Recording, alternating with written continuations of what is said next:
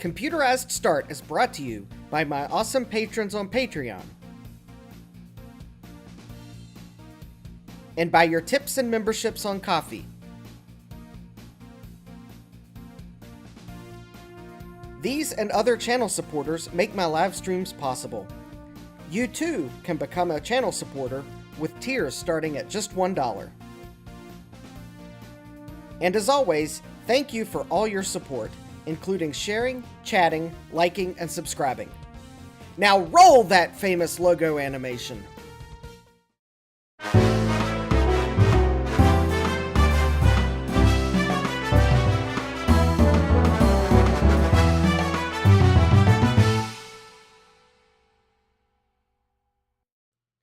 Good evening, and welcome back to Computerized Start Live! I'm your host, Justin D. Morgan. Apparently I continuously bumped the camera. Alright. We all know that there is a beam holding the basement up. We do not need to see it. Alright, I have made it. I started on time tonight, so hopefully that is a good sign that tonight's stream will go smoothly. But if not, well, I'm glad you all are here for the moral support. Let's see here. Who do we have for moral support at this moment? We have Thomas Armstrong. The Chips with Salsa. Hi, Thomas. We have GeoHam. We'll have to catch the replay later. Well, GeoHam, greetings when you watch the replay. And I'm sure we have a couple lurkers, potentially. So let's see here. Yes, I do still have a Ko-fi, or link is in the description if you want to chip a few dollars in for coffee or parts.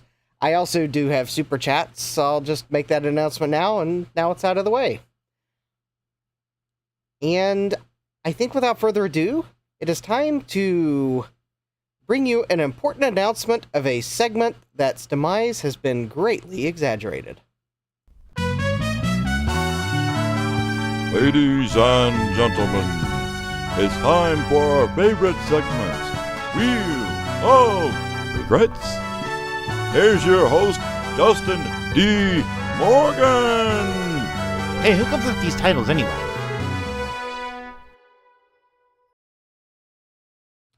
Yes, while I might have slowed down the potential eBay regrets, they have not stopped, because there will probably always be potential eBay regrets.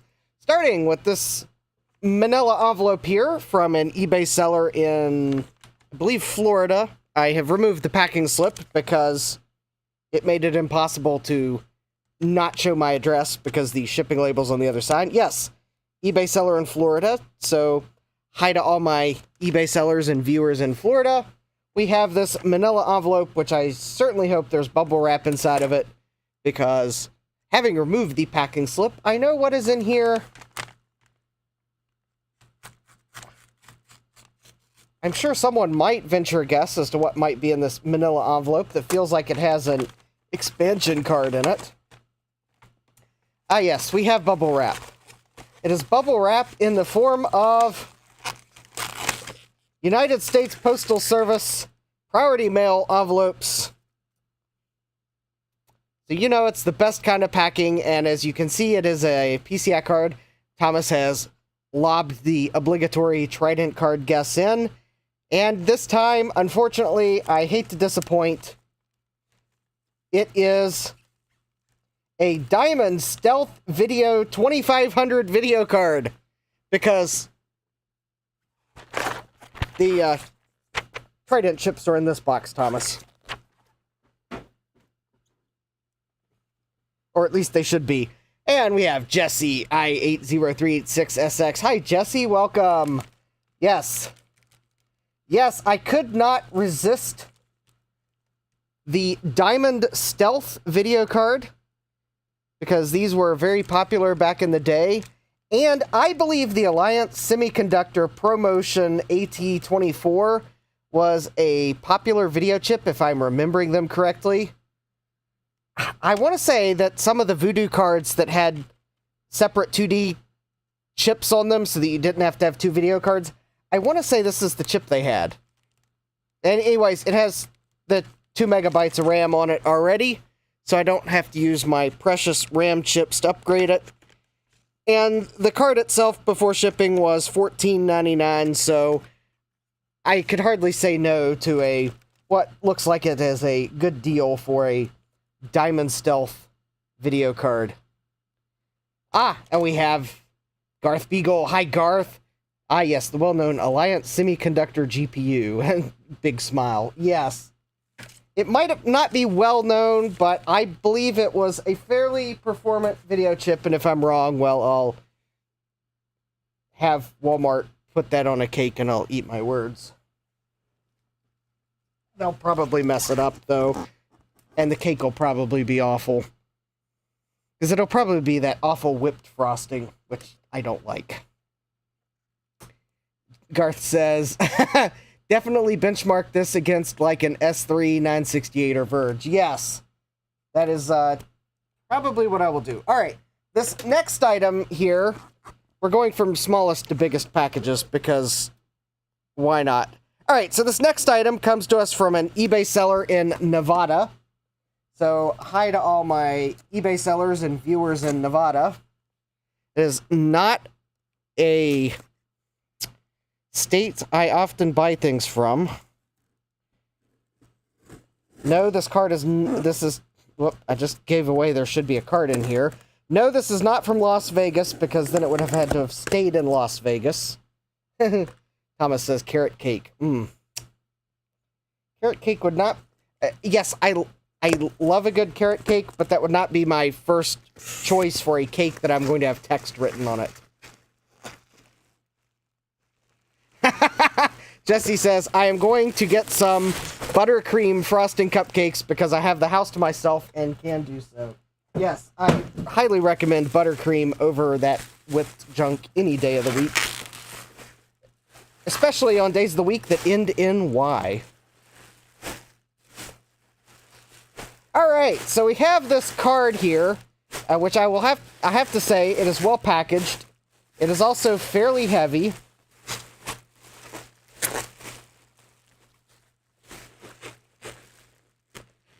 Thomas Armstrong says, cream cheese frosting is good too.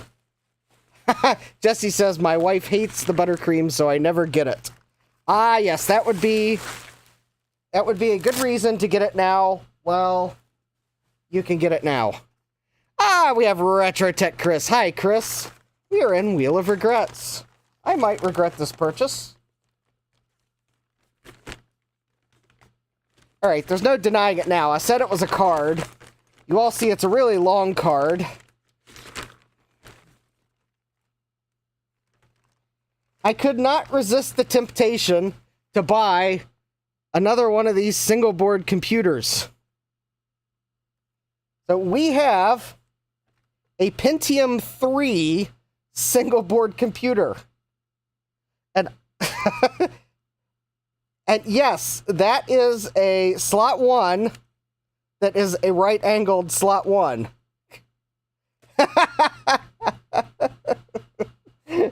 Garth says, lol, slot 1 on slot X.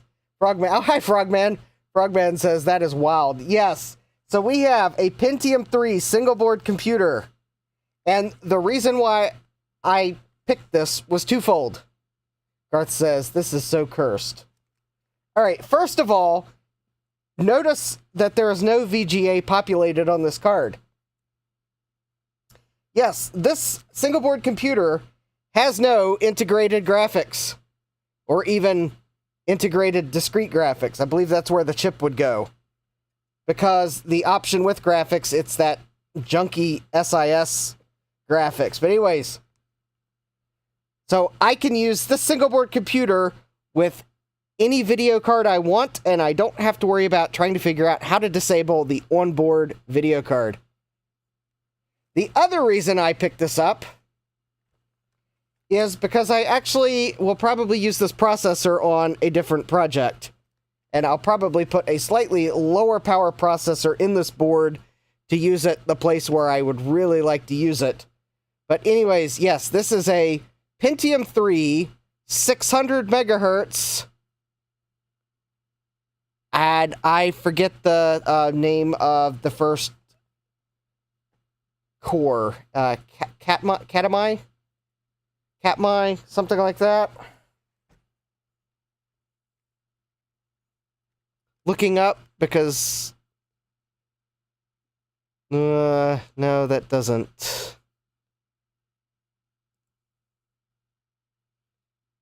All right.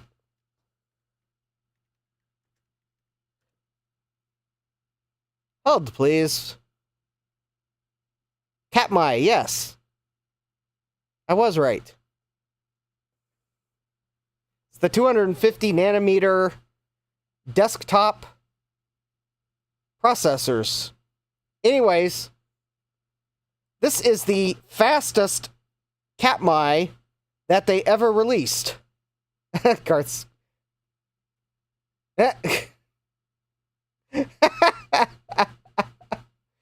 Chris says, hey, don't call that junky. Someone worked really hard on that. Garth says, ketamine. Thomas Armstrong, that's a drug. Frogman says, ooh. Anyways, I have a motherboard that is limited to the Katmai processors, and this is the fastest one of them. So, also, the chassis that I would like to install this single board computer in, the power supply is not big enough, really, to get away with using this processor, because it's quite the power hog, shall we say. I'm trying to look it up. Of course, I'm going to have to go to a different article to give you the TDP for this processor. Let's see. List of Pentium 3 desktop processors. Yeah, it is a 34.5 watt TDP. Which, for a 200 watt power supply, that's actually a pretty good chunk of your power consumption just for the processor. Garth says, look at that poor IC sandwiched between the CPU and the board. Yeah, that's probably the North Bridge.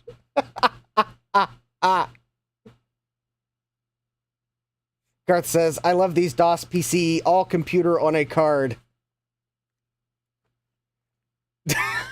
Chris says, I have an eBay regret today, not because it works, but because I have nothing to use it with. Laughing face.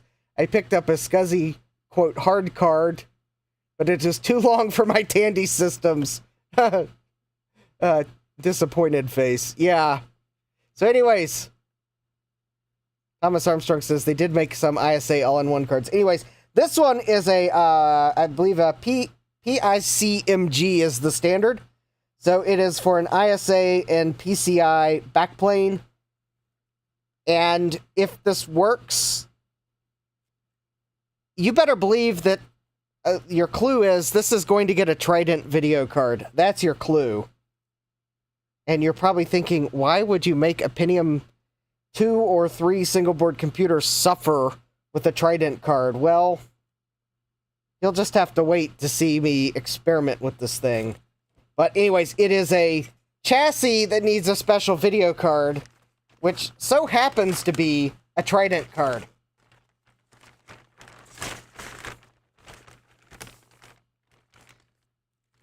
Garth says, you need an extension cable. Chris says, maybe I can 3D print something to work with it. Yes. All right. So there we go. That's single board computer.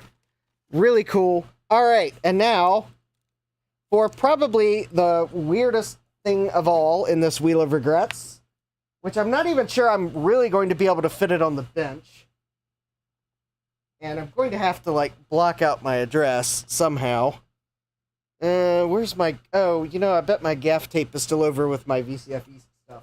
Alright, we'll open this box upside down. This comes to us from an eBay seller in Rhode Island. So hi to all my eBay sellers and viewers in Rhode Island. Yes, Rhode Island is the smallest state in the United States.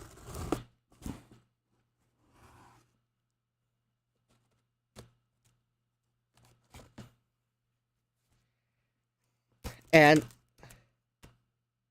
Chris says, rumor has it that Justin is going to visit me this week. Yes! Yes, I am planning to go see Chris, and then I'm going to drag Chris up to the swap meet up at System Source, where Chris is going to drag me up there.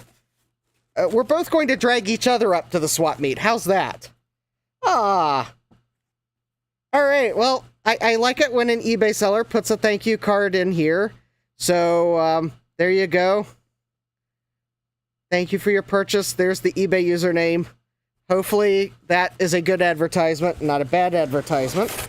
But it does appear as if there is some packing material. It also appears as if, despite the fact of me opening the box upside down, they put it in the box upside down like they knew that I was going to open it upside down.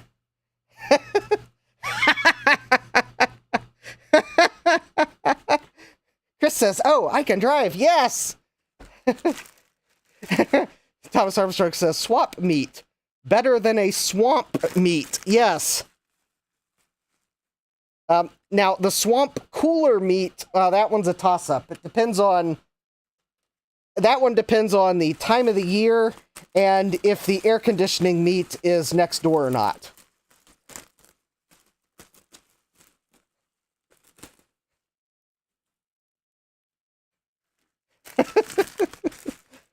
Because I would rather go to the air conditioning meat than the swamp cooler meat any day of the week.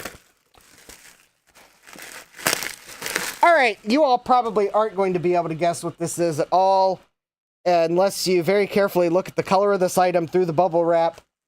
I will go ahead and say no, it is not a Trident card.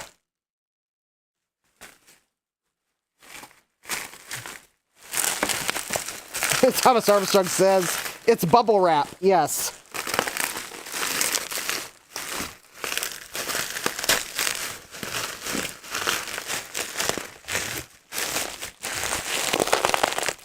Uh-oh. I don't know why my one monitor went blank. That's weird. Alright, I am trying to remove this carefully.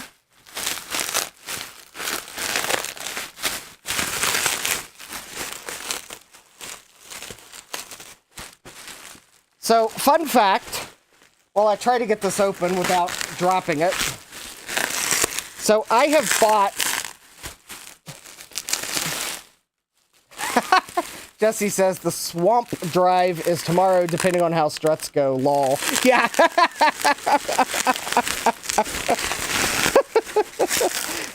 Going that well, eh?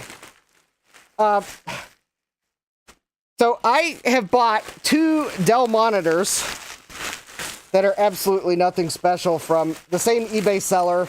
And I noticed this time around when they listed 3 more at the same time, they raised their price and their shipping price. So,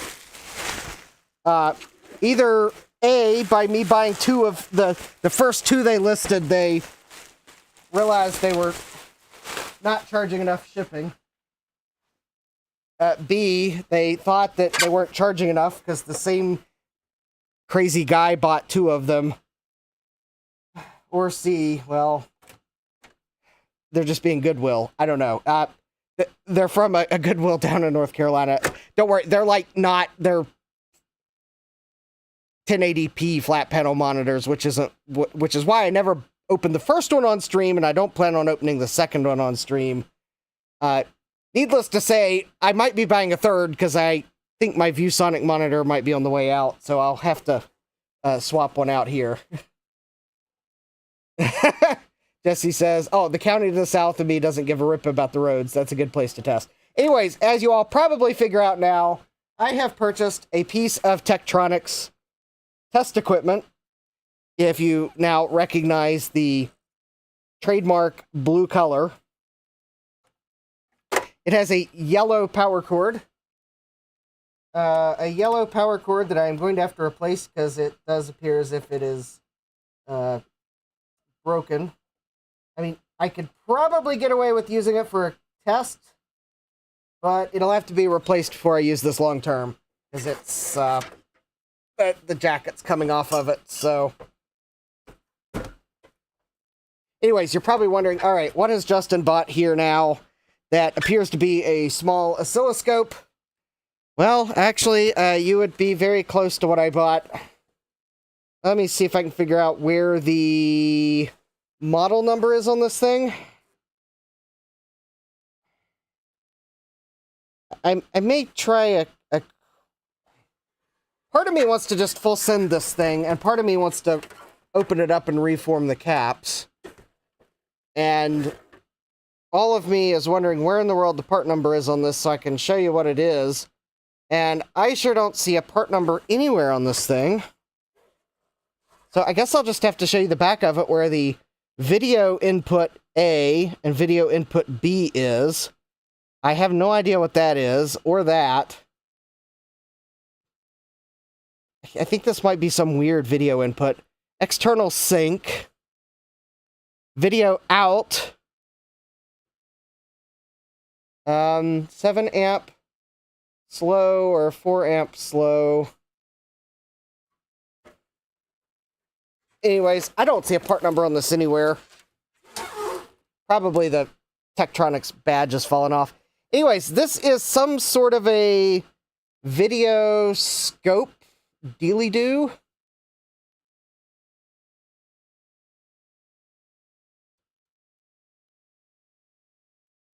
And it was kind of cheap, and it looked neat, and I bought it. This is probably one of my more questionable diagnostic tool purchases, but anyways, yeah. I probably should, like, actually open it up on a stream and probably check the caps out first. Yeah, Thomas Armstrong says, cute TV. I don't think it actually shows you the TV picture. I think it shows you the things about the signal. Let me see if I can pull up eBay, because it would appear as if the part number has fallen off of this one.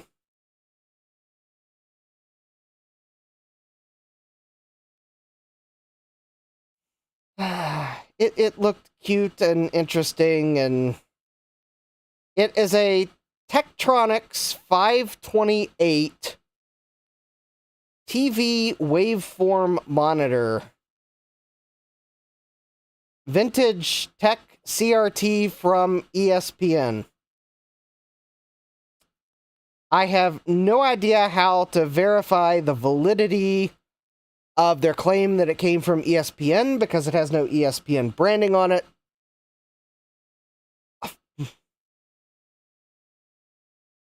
But yeah, it came... Oh, wait a minute. Wait a minute. I just realized, looking at the eBay pictures. There at least was an asset tag on this. Oh! There is an asset tag on this.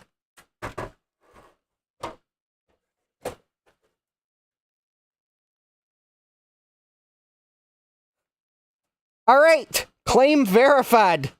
This actually did come from ESPN.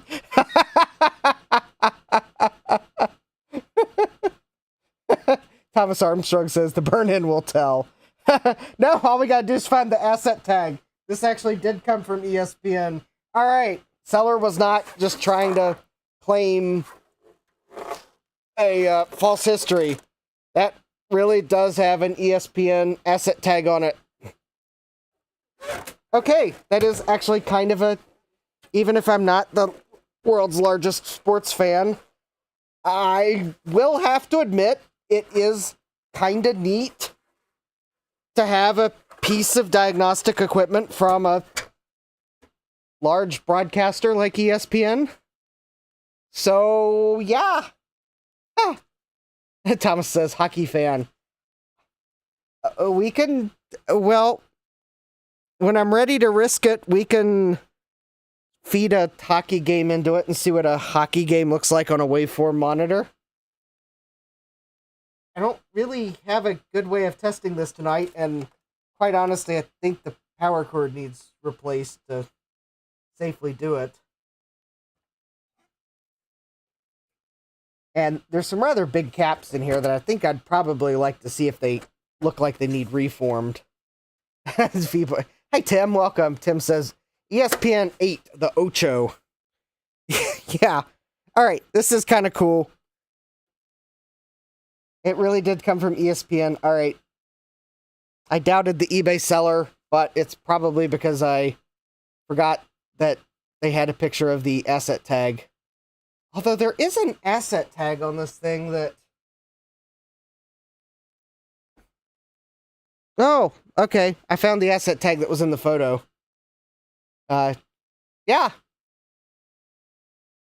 Let me see if I can pull open the eBay photos, because I don't want to open this up now. I want to get to the retro chip tester. Let me open up the gallery view here real quick. And I'll at least screen share. So, here's what we got inside of this thing. So I think on the one side, it looks like we got resistors and some capacitors. I don't know. Those capacitors don't really scare me. Looks like there's probably a big transformer in the back. All right. Ooh, copyright 1967 Tektronix. Wow, this thing's been kicking around a while. Yeah, it is Tektronix. Yeah, so I think, given how old this is, we probably will want to reform capacitors, or at least check them. I was thinking there were some big bulk capacitors in here somewhere. There's the other side of the board. Yep, there we go. Probably want to check the caps around the CRT, if they're easy to get to.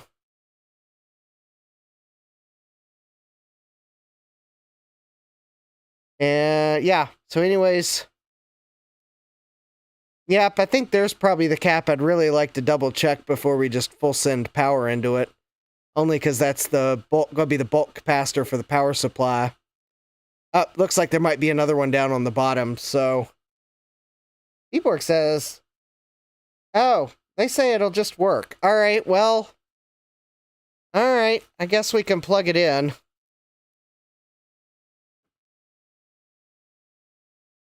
I don't really have a video signal ready to plug into it, but... Alright, we'll just plug it in.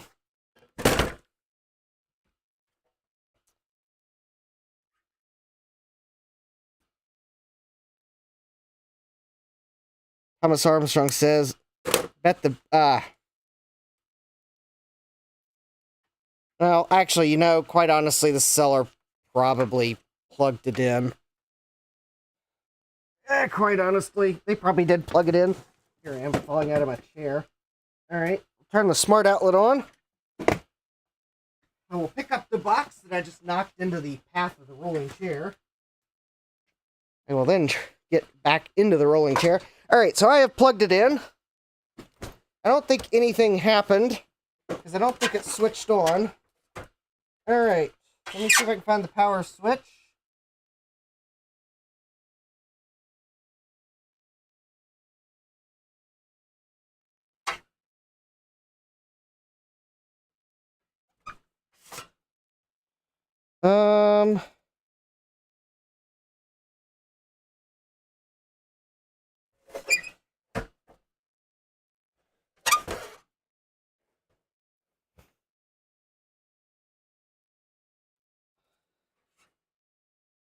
You know, I don't see the power switch on this.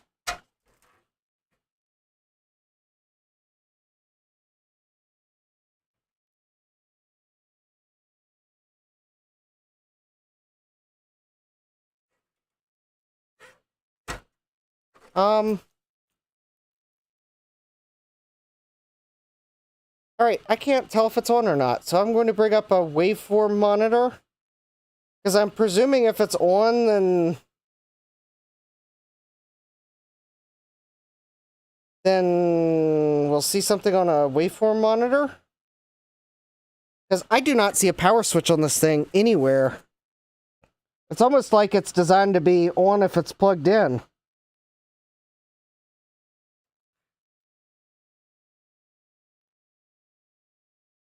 Might have to find the manual for it. Alright, trying to remember what the name of the waveform monitor app is. You would think it would be something called, like, waveform monitor, but that would apparently be too easy.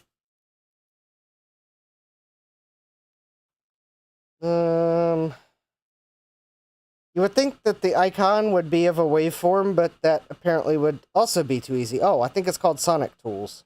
Is that it?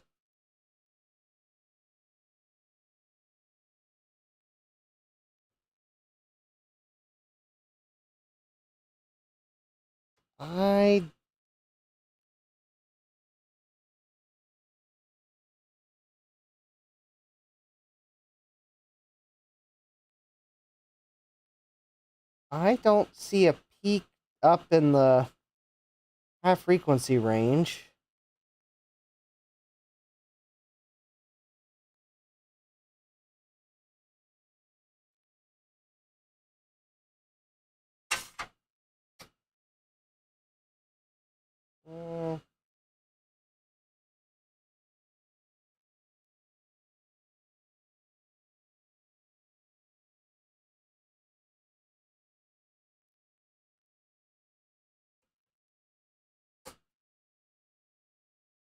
Uh, I, I don't see anything on it.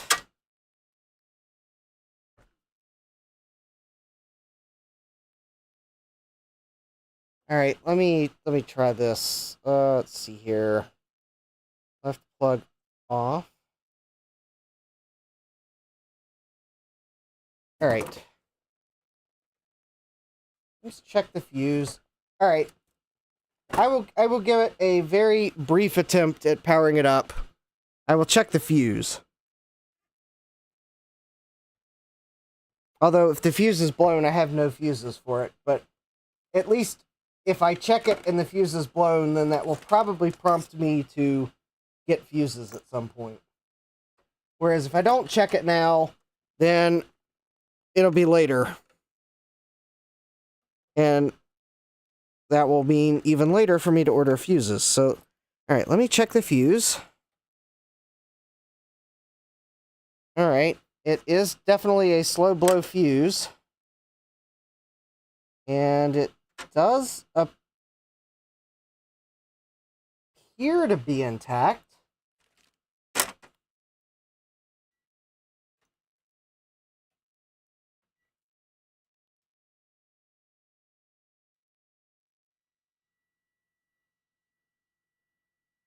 Yep. All right. The fuse is intact. It.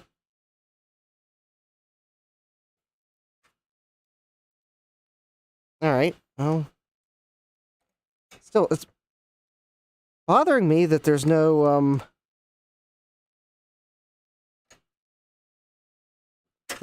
like power switch.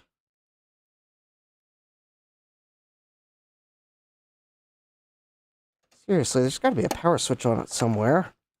Why would ESPN want a whole rack of equipment that doesn't turn off?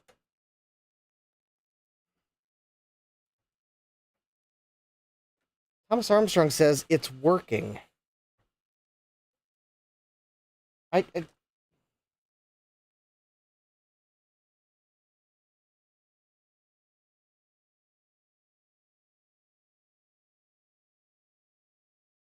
guess I'm going to have to plug a...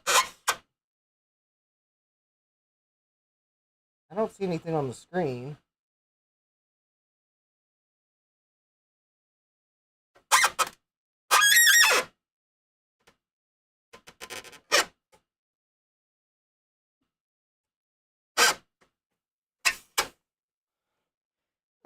Maybe I gotta plug something in. Let me see if I've got a... Alright, we'll talk to you later, Thomas. Alright, let me see if I can find a video adapter and a composite video signal. Real quick.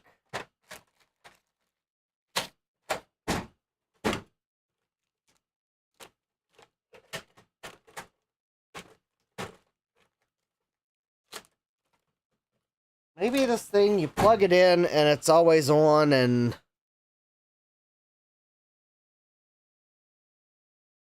BNC. Do I have a BNC video cable.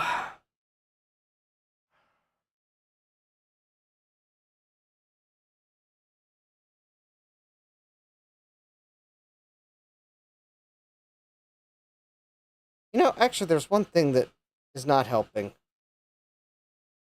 Let me turn the dinosaur off for a moment. Because it's... There's like a high-pitched whine coming from it.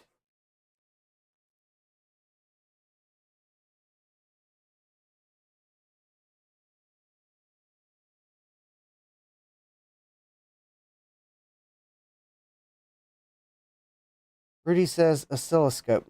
No, it's a TV waveform monitor, and I don't have...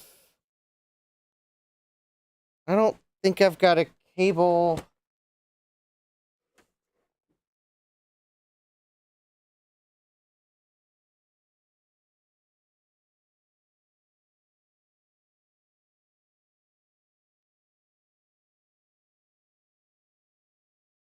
I need to get a BNC to RCA adapter. I thought I had one somewhere.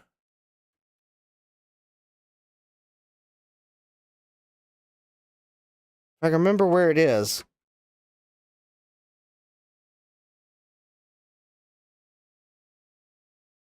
Oh wait, is it on the back of my TV set? No, it's not on my...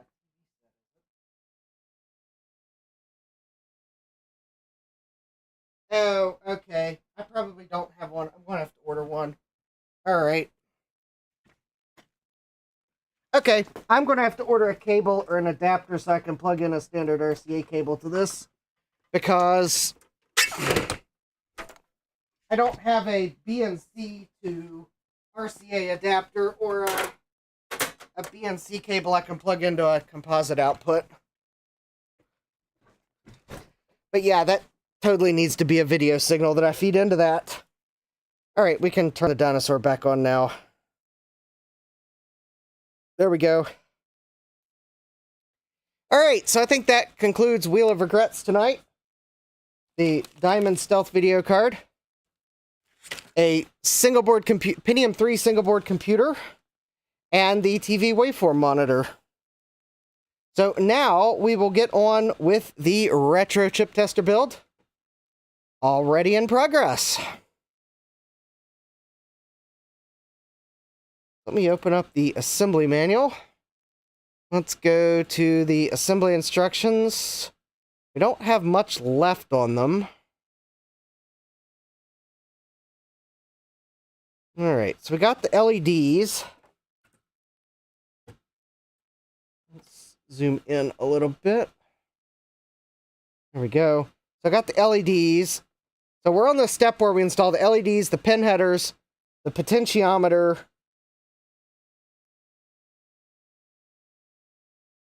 the electrolytic capacitors and capacitors, polyfuses, crystal oscillators, spacers, piezo loudspeaker, tactile switches, and the ZIF socket. Alright. So let's see what we have left. We have 2 potentiometers. We've got some terminal blocks.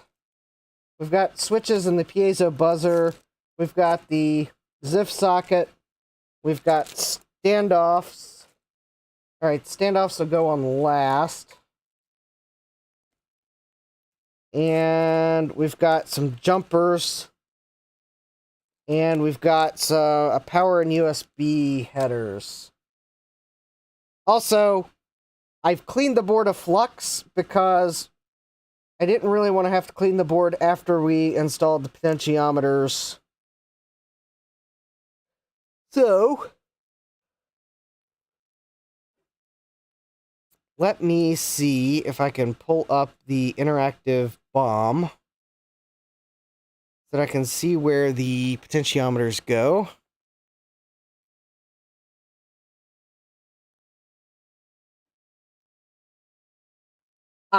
Alright, so we've got 2 potentiometers. Let me turn on my soldering iron. Let it warm up. So, alright, we'll just go ahead and start with the potentiometers. So the 10K one goes in the contrast position.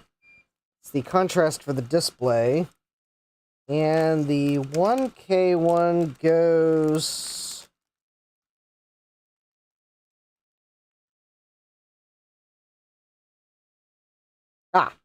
the 1K one is the volume for the piezo speaker. Alright. There we go. Those are going to stay in by themselves, so I will go ahead and we'll put another part in, and then I'll turn this upside down and solder. And why not... Oh, let me go ahead and get the buttons as well, because they also snap in and stay in place.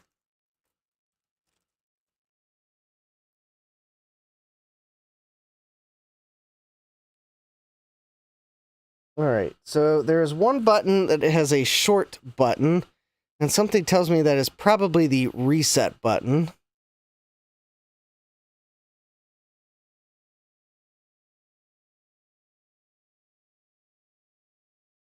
Yes. So the reset button gets this little short one. And I believe these only go in one way. Yeah.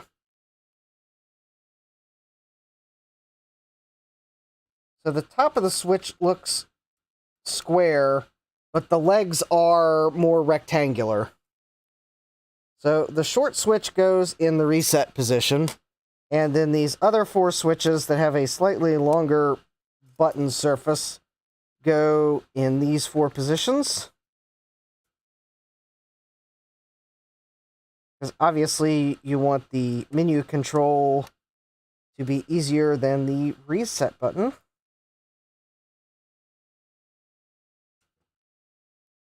So there we go. Reset, select left, jump right, OK, and function top. Alright, there we go. And I guess while I'm at it,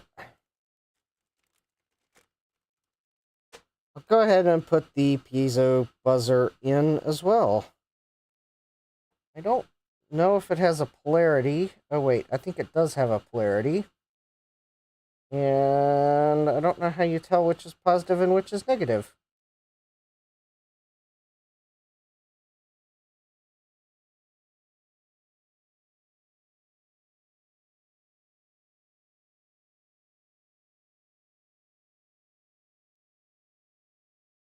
That doesn't seem right. Alright, let me see if maybe the piezo or the instructions say.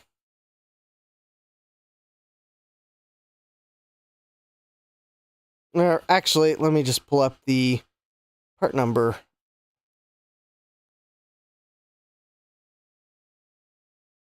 Alright, let me search for the part.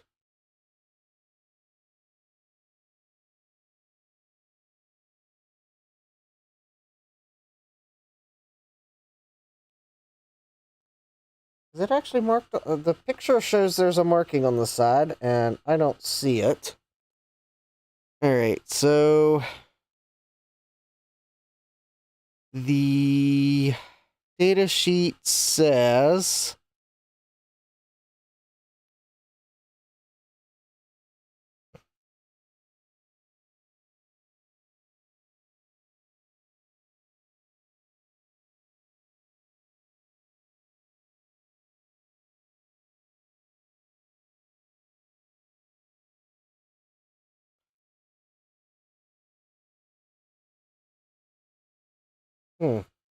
nothing on the matter. I think the long terminal's positive. The little thing that says remove after washing, the positive sign is not like directly above one of the pins. It's almost halfway between, which is why I'm doubting the polarity.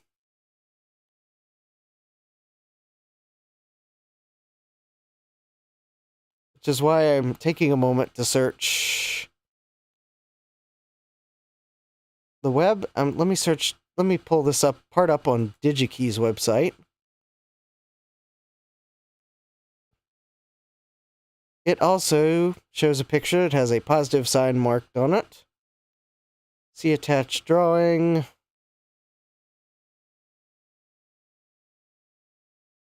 Page 1 is the mechanical characteristics.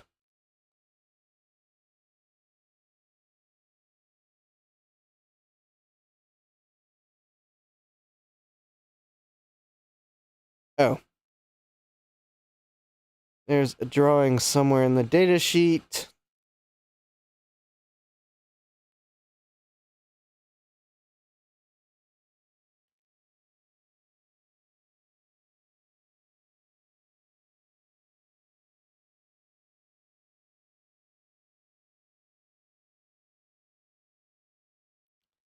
Well, that's unsatisfying. Alright, let me try one more thing. Let me just remove the label partially and see if it's... Oh, there we go. It's marked with polarity on the top. And, yep, the long pin is positive. You all were probably screaming that in the chat at me. And I was looking at the web. Hi, Sylvestron. Welcome. If it were actually a piezo buzzer, I probably would agree, but I'm actually not sure it's a piezo buzzer or a piezo speaker. I think it's actually a buzzer, which may actually have polarity. Even though seemingly it doesn't have polarity, I think it might be a part that actually has polarity.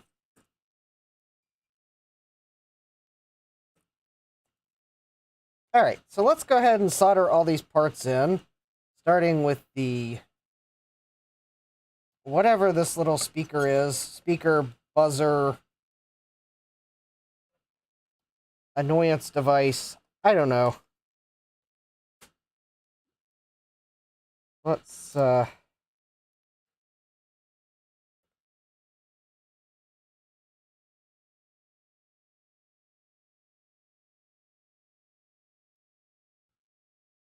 whatever it is, it looks like something that I would make sure my nieces and nephews' toys have. Because if I ever have kids, I would expect my brothers would do the same.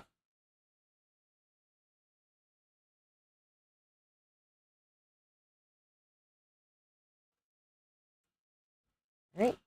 So we got the buzzer, we got the volume knob. Let's get the contrast knob for the display.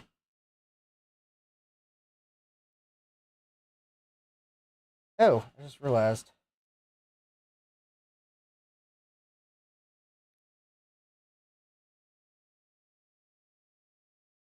Actually,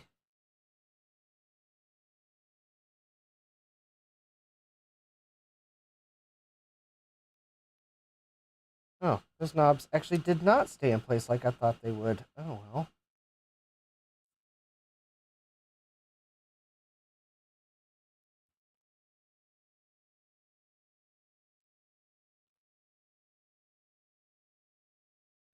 Alright, well, let's fix that.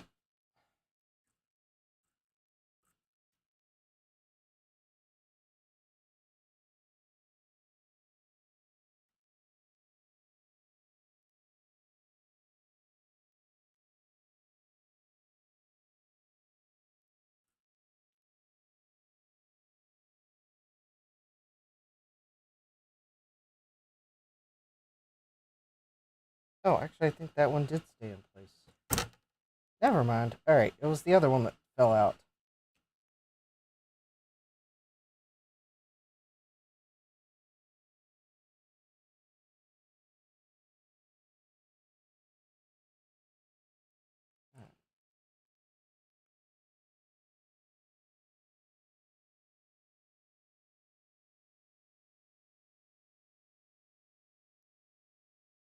Alright, very good.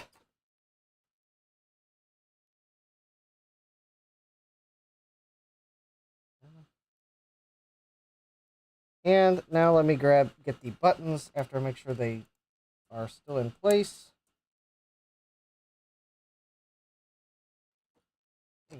Prop the board up.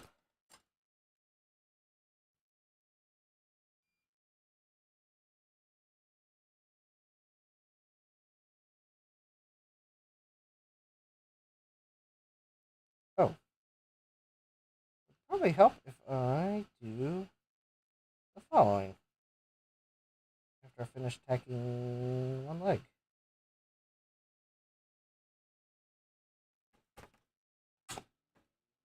There we go.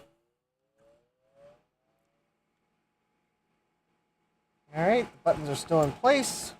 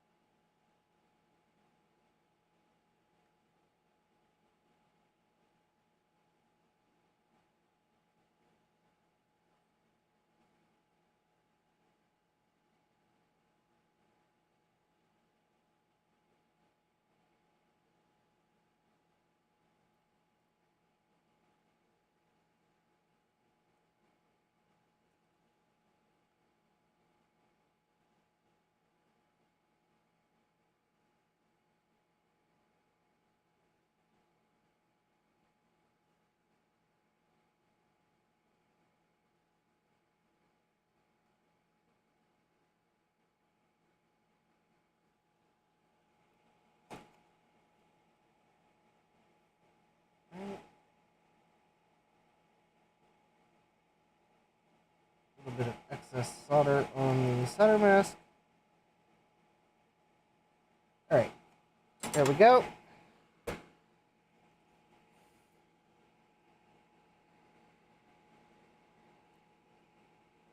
Yeah, Sylvestron says, if you're putting on an active buzzer with polarity, it'll be getting driven wrong and may sound weird, so it shouldn't really have polarity. Yeah. Oh. Sylvestron says, I meant more that the Retro Chip Tester Pro, it relies on a passive buzzer and not an active one, so the MCU will send it an oscillating signal. Alright, well, I can't say for sure what came in the kit, because it kind of seemingly has polarity marked on it. Of course, then again, it could just be the manufacturer puts polarity on it to keep people from asking what the polarity is. Wouldn't be the first time I've seen that trick done. When in reality, maybe it doesn't actually have polarity. They just put it there to save on tech support costs.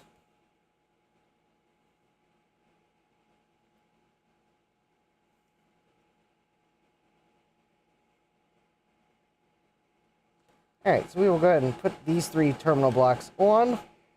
I am going to try to tape them so they somewhat stay in place.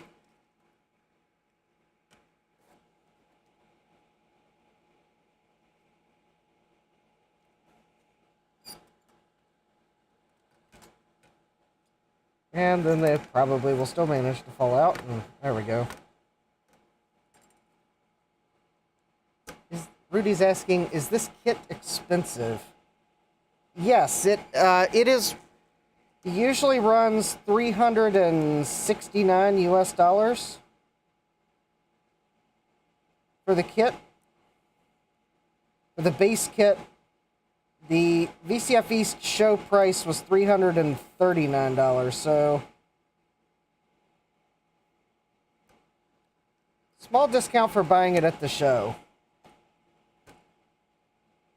And then this weekend, because I realized some things I wanted weren't in the base kit, mainly the power adapter and the SD card.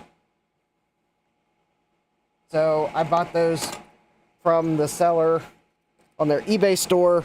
I don't think there was a VCF East discount, so really the only difference is I had to pay shipping. And now those weren't really that expensive because they were like $7 each, plus shipping.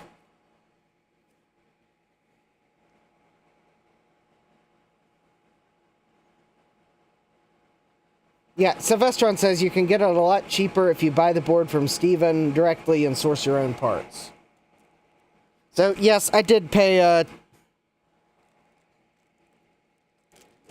for the fact that I didn't have to order all the parts. So, yes, if you want to buy the boards and source the parts yourself, But that would also mean that you'd have to program the Atmega controller too, so you'll also be buying a programmer if you don't already have one. Or making one out of an Arduino. I think that is...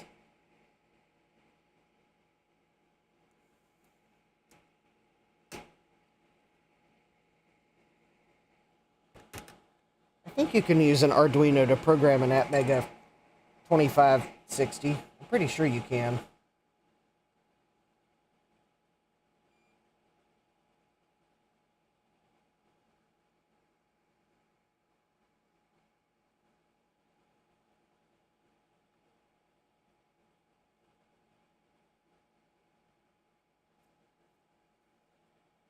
Alright, because these pins will take a lot of stress from plugging in the power adapter, I always make sure to fill them generously.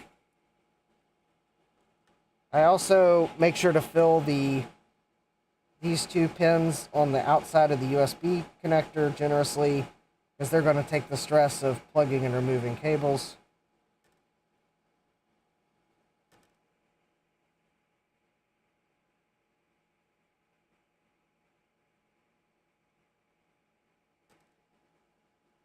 Now, regular pins, just solder as normal.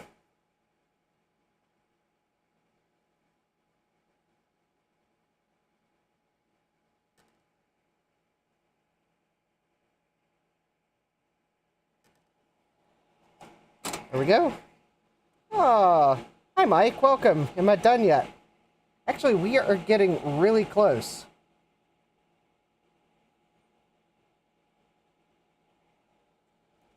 We are getting really close because I think the only part I have left to solder is the ZIF socket.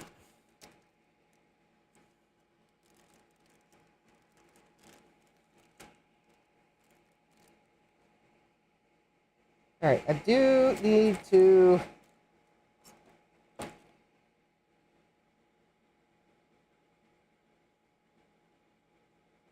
bend a few pins. Alright, so I think for these ZIF sockets, if I remember, I believe you want to solder them with them open. Because otherwise you risk soldering them closed. And then you can't put chips in them.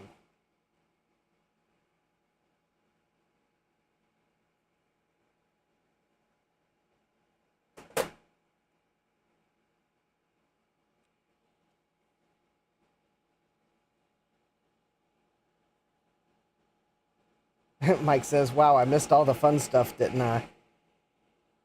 Yes, you did. You missed the thrilling first live stream where I think all I got were, like, the diodes and resistors around the ZIF socket.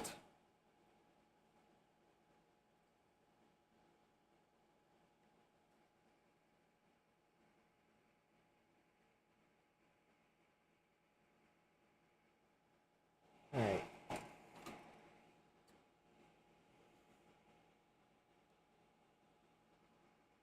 Alright. So I just confirmed the ZIF socket is on nicely. So let's go ahead and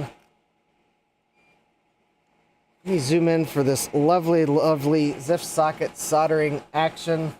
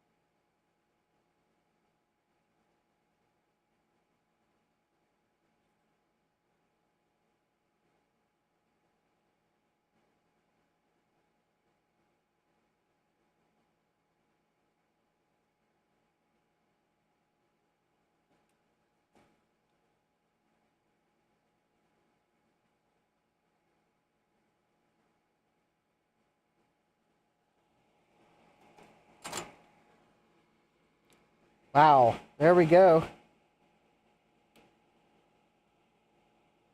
There we go. I think, unless I find a mystery part on my workbench, that is all the soldering.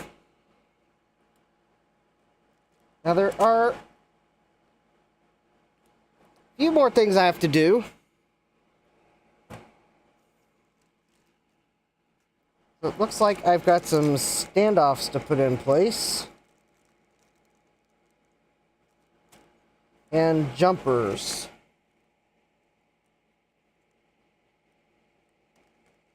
And let's see if the instructions give me a hint as to where these go. Alright, let's see here.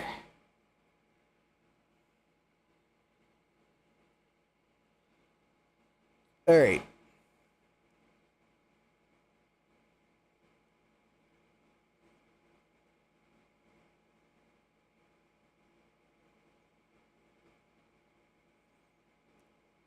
Okay, so it looks like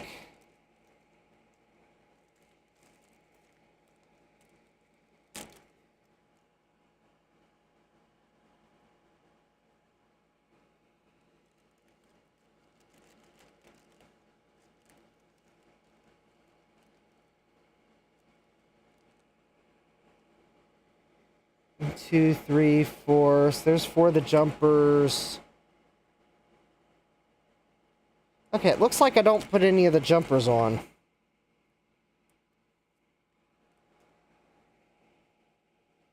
also looks like I put one of the capacitors on wrong. Yep, I put it on wrong.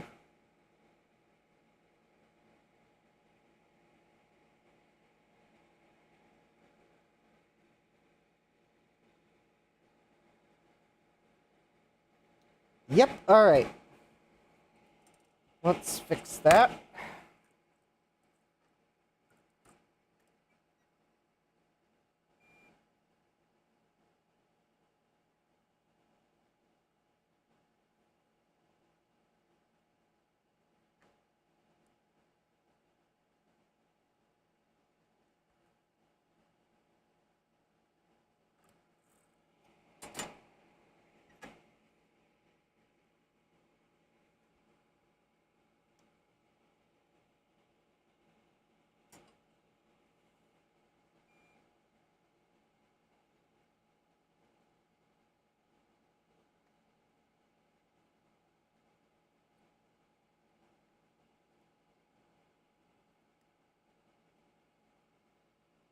Alright.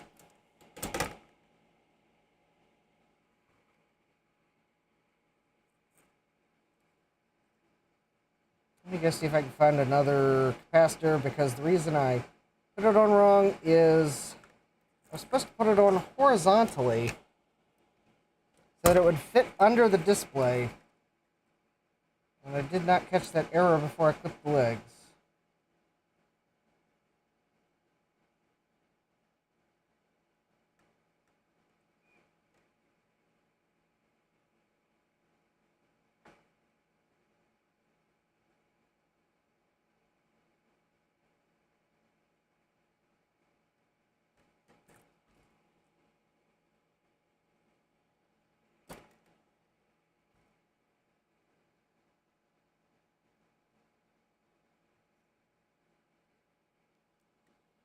Did I get the solder out? Yes.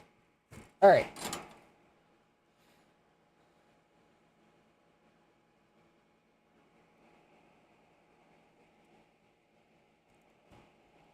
It's a 100 microfarad 25 volt cap. Alright. That I'm pretty sure I can find a...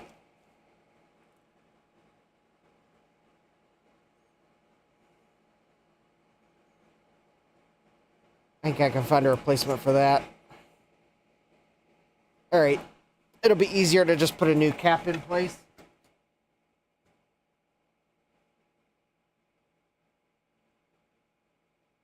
Standard value. I should have a spare.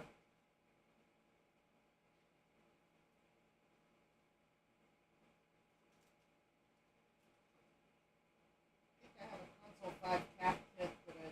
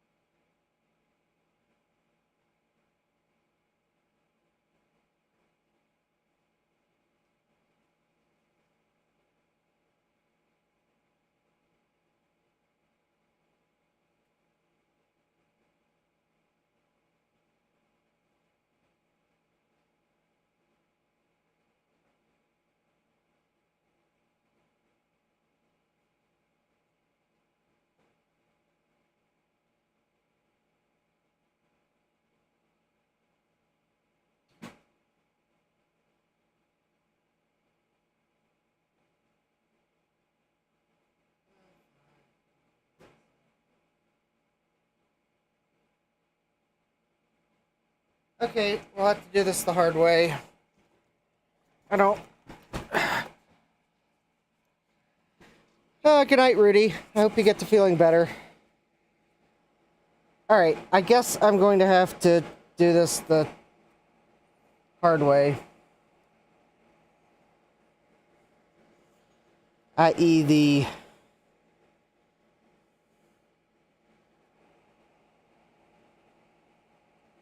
solder some leads to the pads and then attach the capacitor because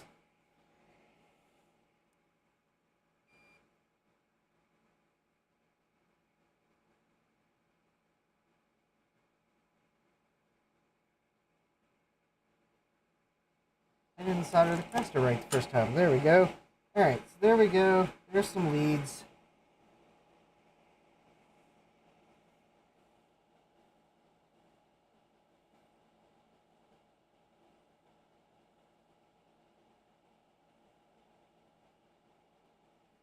So now,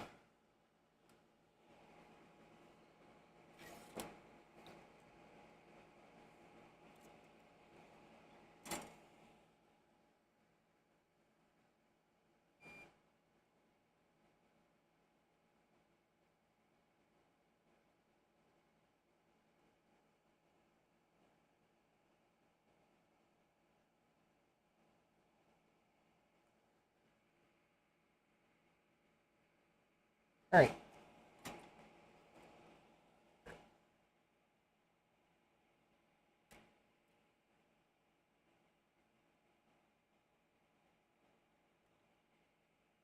That'll be my reminder every time I look at this that you read the directions. There we go. Now,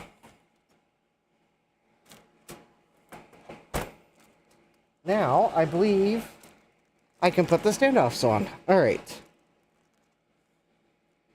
Hi, Dave. Welcome. Don't remember if I said hi to you or not. Alright.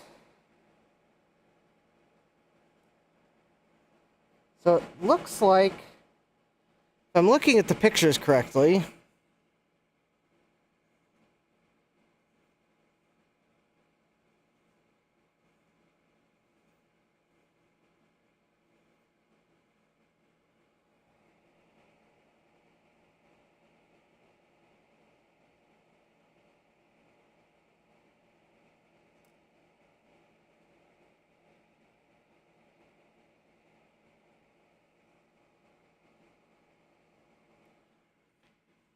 alright.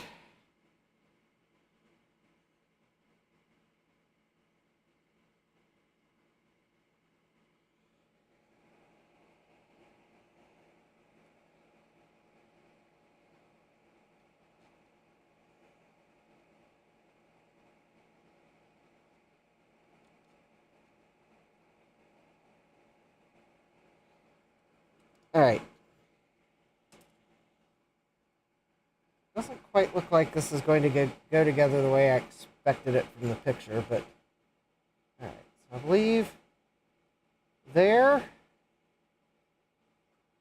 and there, because these are the two standoffs for the display.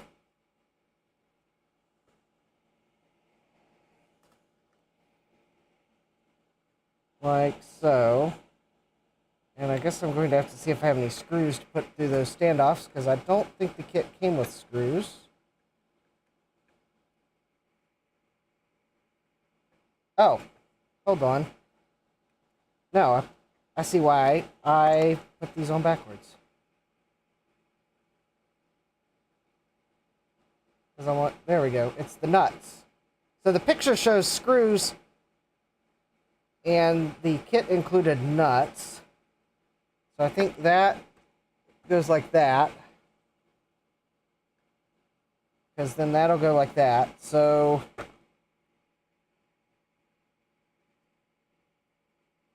yes, I'll be glad to get this off the workbench. So that one goes there, and I think that gets a nut to hold it in.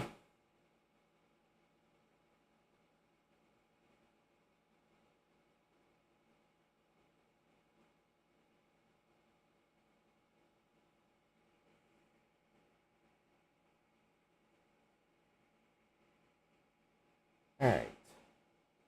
There's that one.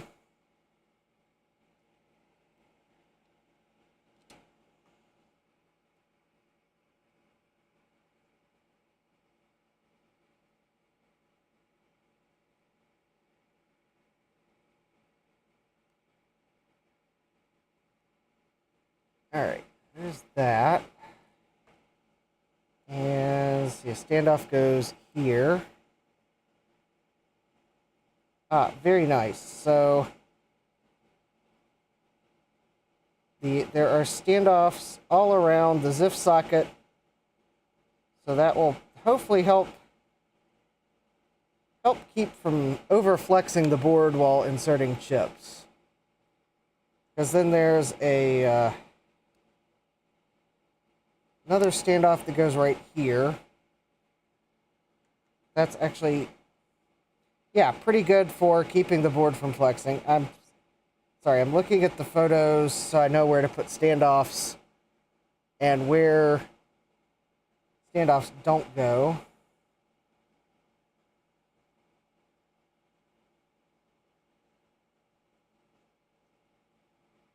I'll get back to the chat in a moment.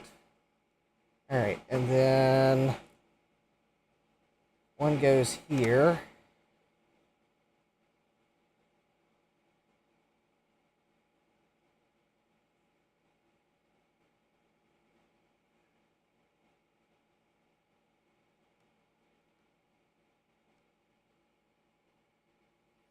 And then one goes up here in this corner. And I think a few more of these standoffs are used to hold the power supply board in too. So let me...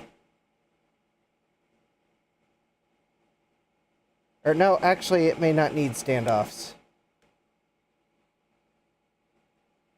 Alright, so there's that. Because then the display...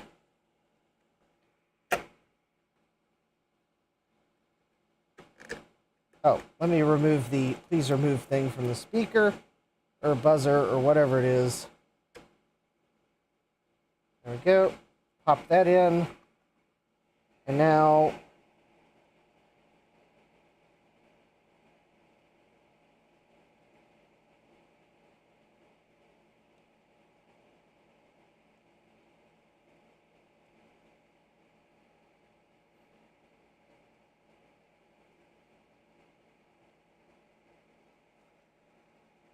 the nuts in to hold the display down.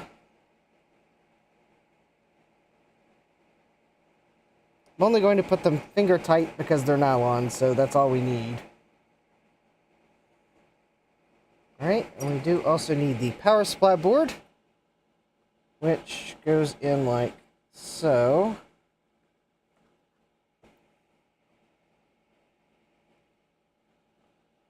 And there we go. One Retro Chip Tester Pro. I got some extra standoffs. Maybe...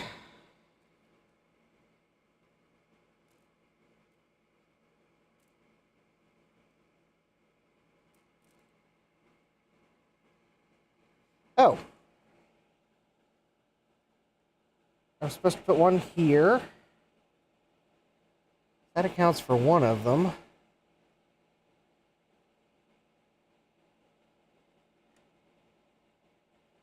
And I know the SD card uses one or two, depending on how you mount it, so...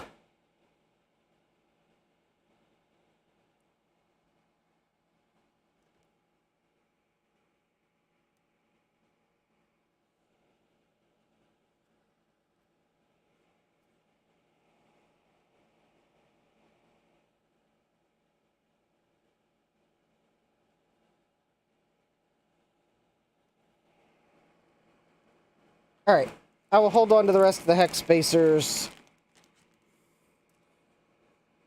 I'm sure their purpose will come clear at some point.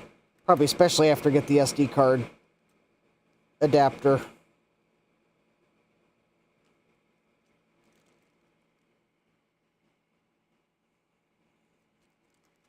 Although...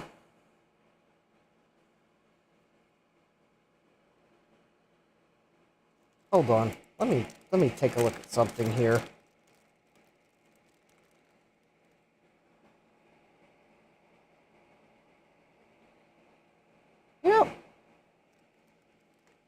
Maybe they are for holding the power supply board in after all. Let me... Because I just looked at the number of nuts that are left. I bet I was supposed to do the following.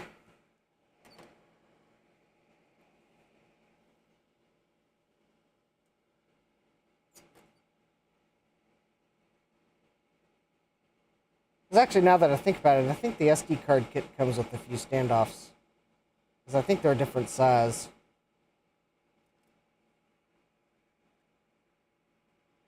I could probably look at the interactive bomb and see if by chance the standoffs are mentioned.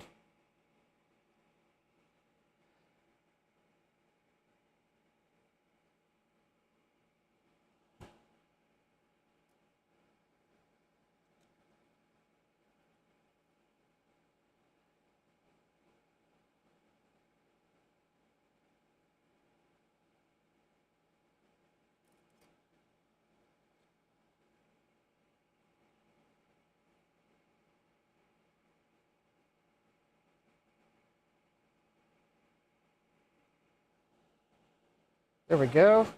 Now I think that'll just plug in.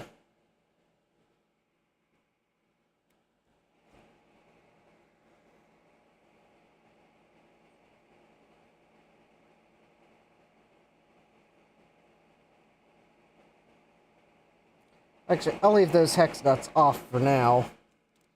Alright, there we go. I will be back to the chat here momentarily.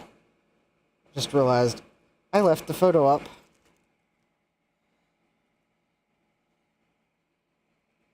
Way longer than I meant to. Alright. Hi, Mr. Tech Gadget, welcome. Mike says it wouldn't be a totally successful project without an extra pair or two. Yeah, that is so true.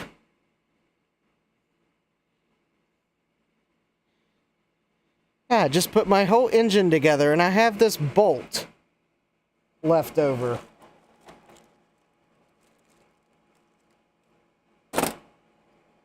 Now, where's my 10mm socket so I can start taking things apart again?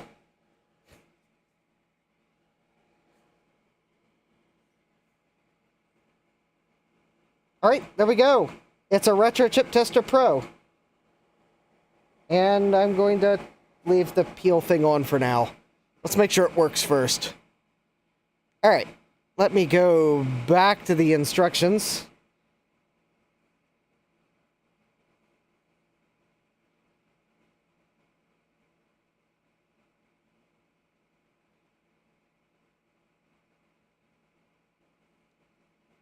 Alright.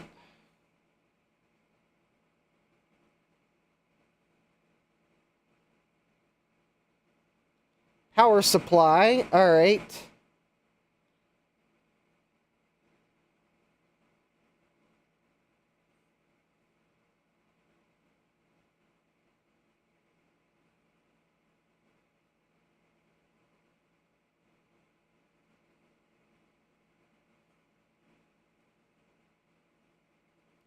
Alright, so according to this, if I'm using the barrel jack or USB, I don't want to put the jumpers on.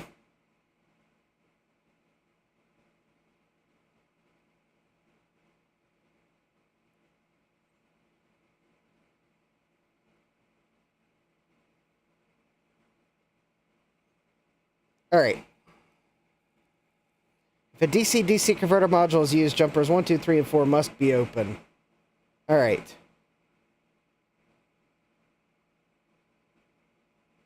The power supply with the barrel connector is used. The power supply should deliver between 7 to 9 volts. Alright. I think I know what I need to go find, assuming it's not on my bench by some crazy happenstance. I need to go find the power adapter I bought for my PowerBook 145, because I believe it is 7.5 volts.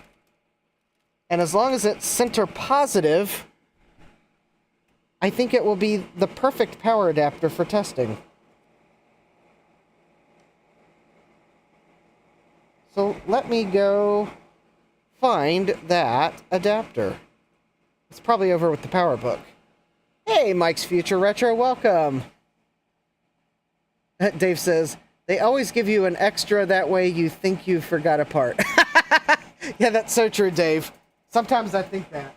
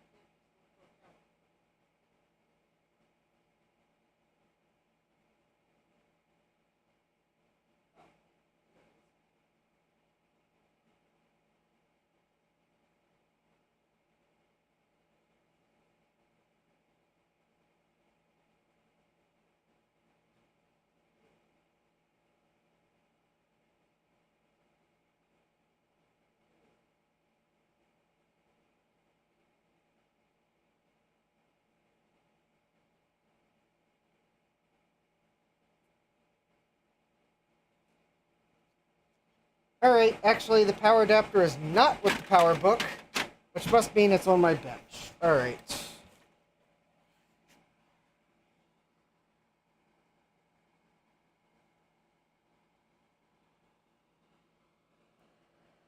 Hold please while I find the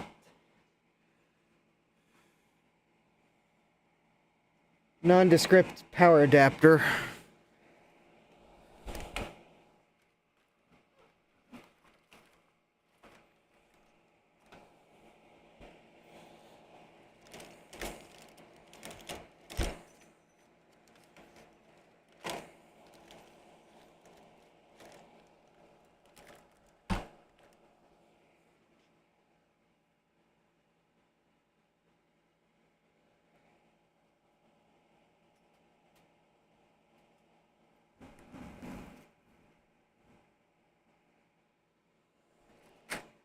Wait, is that it?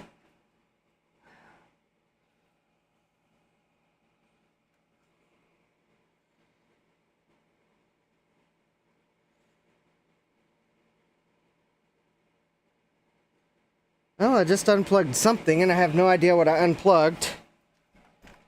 And it's a power adapter for something.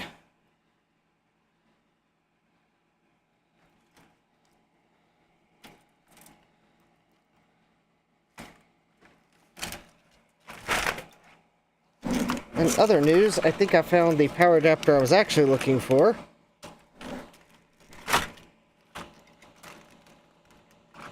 Yep, I think that's it. Oh, I bet this is the power adapter for my drive adapter, so...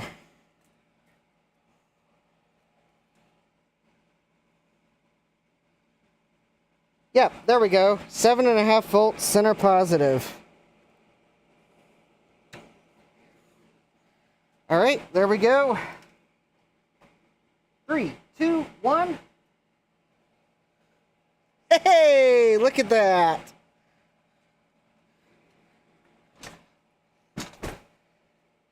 I've got the power. Dun, dun, dun, dun, dun. Copyright issues. Dun, dun, dun, dun. Let me turn that contrast. Yeah, the contrast I think is way too up or way too down.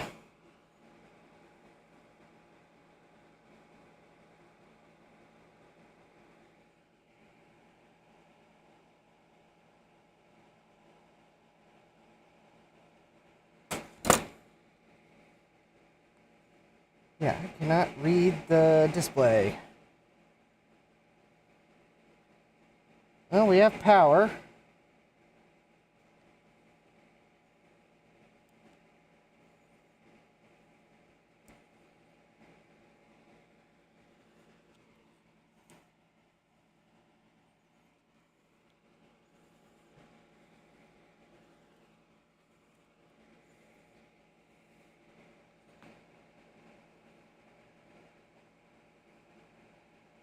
Oh, there we go.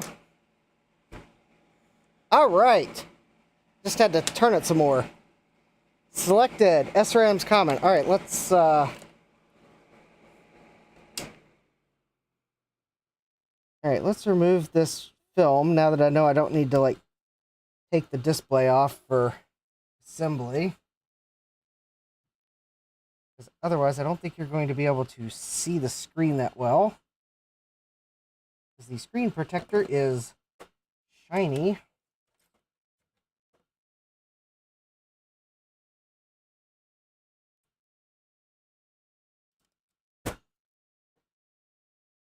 I think I might still need to, like, do that.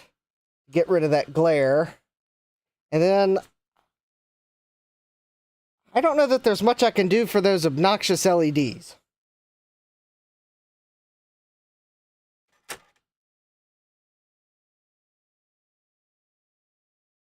Well, we'll have to deal with it. All right. Now, let's see if we can't Retro Chip Test Pro some stuff. And I have the perfect things to test. Potentially.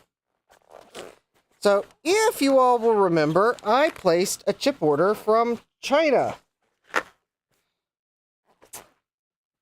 And it arrived on Saturday, and it's in this big long box here. Fortunately, it arrived without drama. Or at least, no drama that I am aware of yet. However, the Retro Chip Tester Pro could show us that there is actually some drama associated with this package. Not the drama associated with tariffs, but drama associated with fake chips. So let's open this up and see what my $400 bought from China.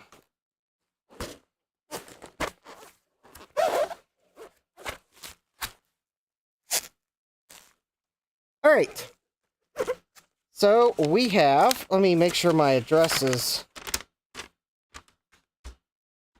all right. My address is not located on this, but my order number is, so let me fold that over. So in this box, we should have the following chips, and I believe some of these are supported by the Retro Chip Tester Pro. Hi, SadMac356, welcome. All right.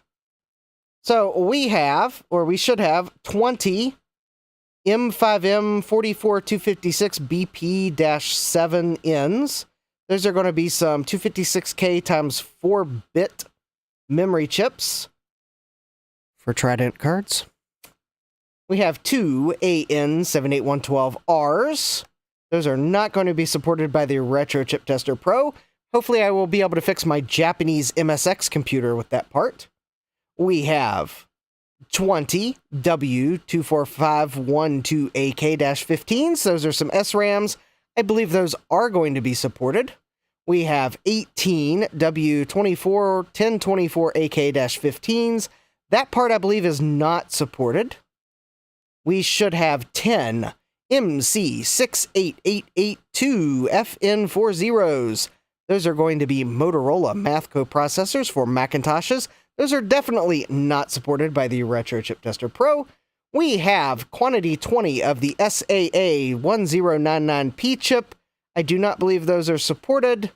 Those are for Creative Music System upgrades.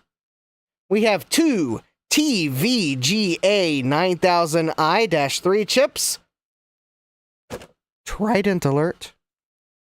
We have 10 SN74LS195ANs. Those are supported by the Retro Chip Tester Pro.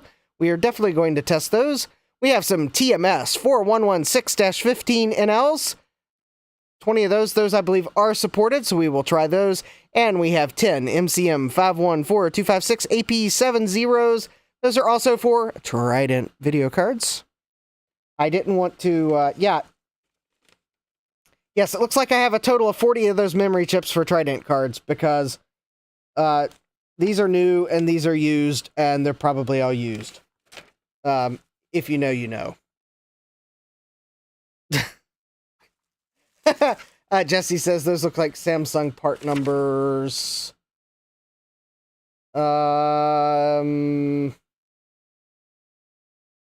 Actually, I think those are Motorola part numbers, supposedly. Should be Motorola. Actually, let's just look and see what they are. We also have bubble wrap. I think my total order came to like $414. I didn't really want to place the order, but, well, impending tariffs made me place the order. Anyways, I did order a few spares of the math coprocessor, so assuming they're good, if you have a worthy project for a Macintosh, well, you can always reach out to me, and if I think the project's worthy, I will sell it to you at cost.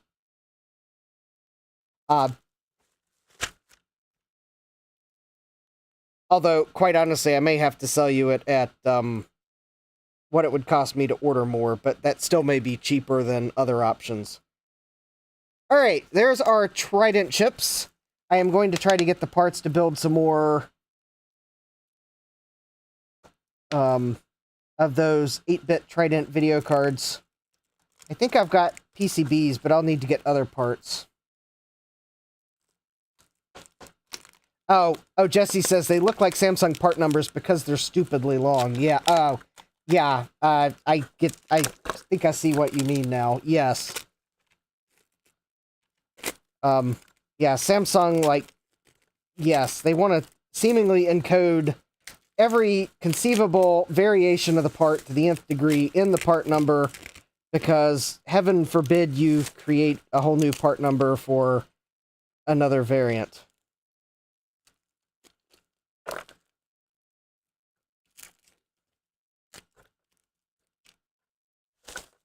Yep, there we go.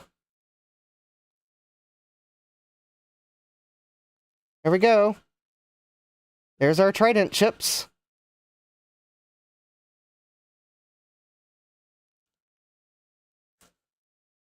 All right. I will put these somewhere safe. I.e., I'm actually going to put them in the line of fire until I remember to move them somewhere where they are actually safe. All right. So there we go. There are some of my WinBond SRAMs. Those, I think, are the...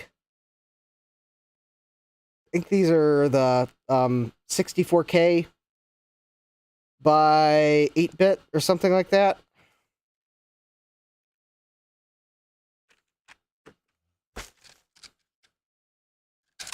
Here we go. These are my 74 195s. 74 LS 195s. Here are the... I think these are Panasonic brand. These are those voltage regulators that I needed one for my MSX.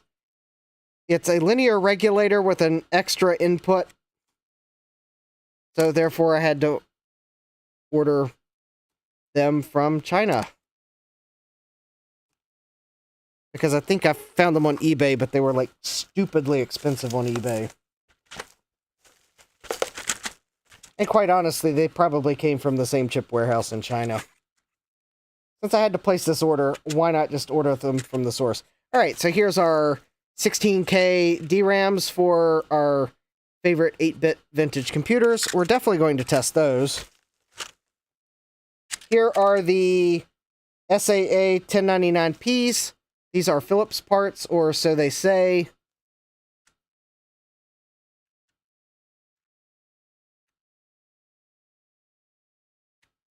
They are used parts, so I guess I'm not surprised that they're... I think most of these parts were actually used. Oh, here are the supposedly new 256K times 256K memory chips. These are supposedly new. Okay, they might be new. I don't see solder on the leads. So maybe these are actually new. Or at least they didn't tin the legs. I'll put it that way. All right, we've got our, here's our, I think these are the 128K SRAM chips. So we can't test these, but at least I have them for cache upgrade shenanigans. And then, oh, I believe these are our used. Yep, these are the used 256K memory chips. And yeah, the legs on them are tinned, so those definitely are used. All right. So that's what I got for my $414. At least at first glance, it looks like I got everything I bought. So let's see what we got with the retro chip tester. Let me see if I can find in the manual maybe a cheat sheet of what's what.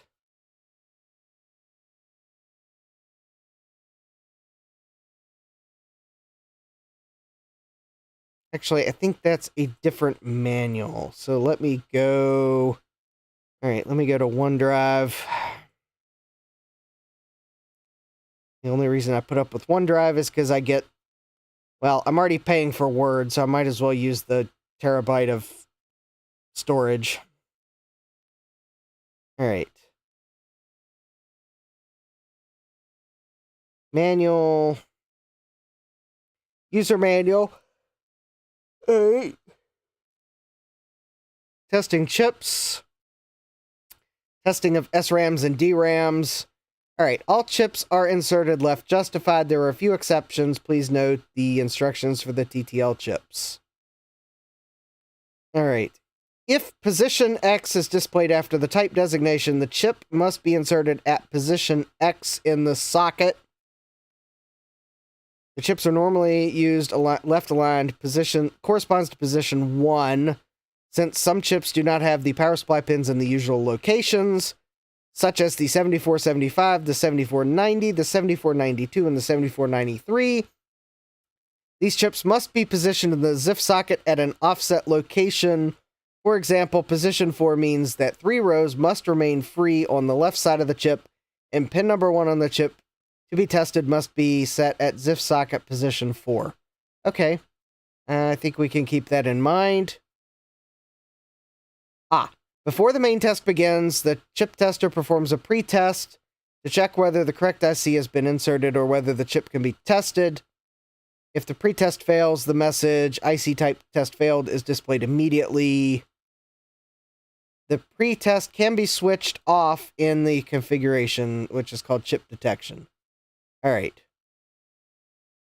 The menu allows the selection of the chip to be tested. Due to the limited space, only one main type is displayed. The compatibility list for SRAMs and DRAMs provides information as to which menu item and which menu setting is correct in individual cases. Example, an AM2148 is identical to a 2114. Okay.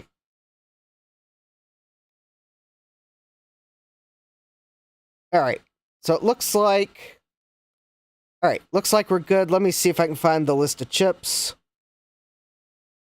I think that actually may be a separate...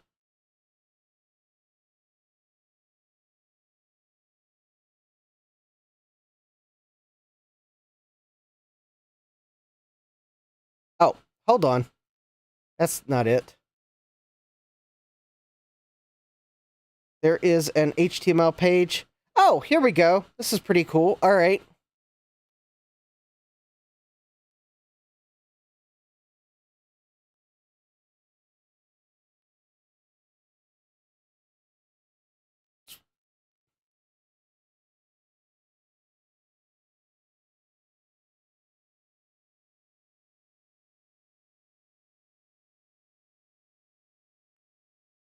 All right, let me... Hold on.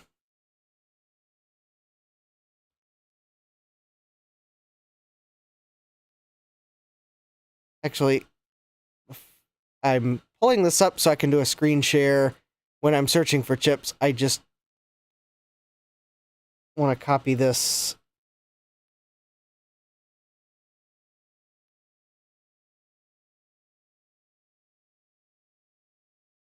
I just want to copy it somewhere that's not going to show a sensitive file location. There we go. All right.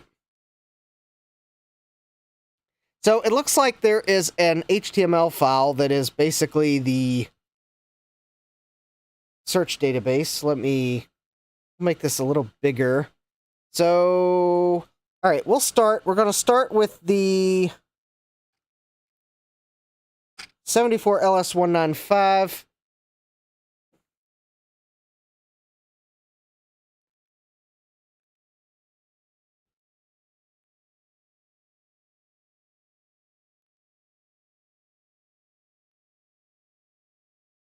Oh, actually, maybe I don't want the LS. There we go. Ah, that's pretty cool. Okay, so 74195 is a 4-bit parallel access shift register. So it's under 7400 plus logic. It's IC194. Fun. All right. You know, maybe I should... How about let's test a DRAM first, because that's an awful lot of scrolling. Here we go. Let's do a 224,512. There we go. It is a WinBond W24512A. That is under SRAM, and it is supported. All right. Excellent. So let's go to SRAM's common. And I think we need to...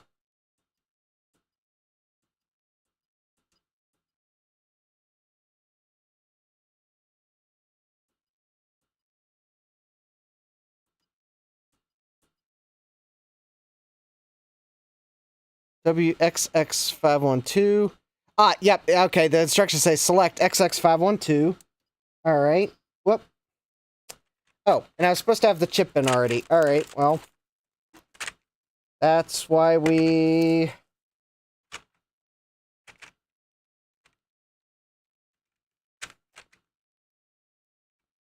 Hold, please, while I remove the...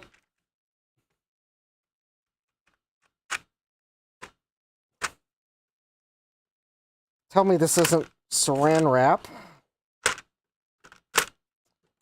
I'm sure it's anti-static saran wrap, despite the fact that saran wrap is also known as cling wrap, and I believe cling wrap works by static electricity. I'm sure it's anti-static cling wrap. Well, granted, they are in an anti-static tube, so... Alright, so now that we have one of our supported SRAMs here, so we are going to take this out. We are going to drop it in the ZIF socket. We're going to close the ZIF socket. We are going to click the OK button.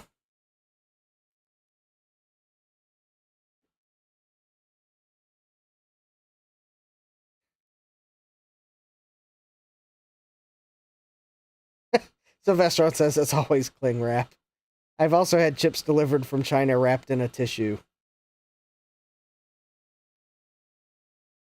I've received stuff from eBay with tissues in the box. Your guess is as good as mine whether they were new or used. Because I threw them away with gloved hands without analyzing the situation. Sylvester says, thankfully new. Yeah, I've received stuff from eBay packaged in garbage, so...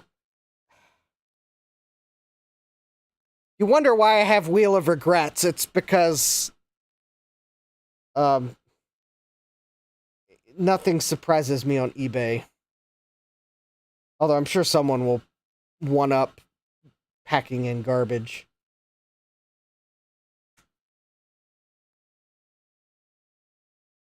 I'm glad eBay has some restrictions on what you can sell, because, yeah.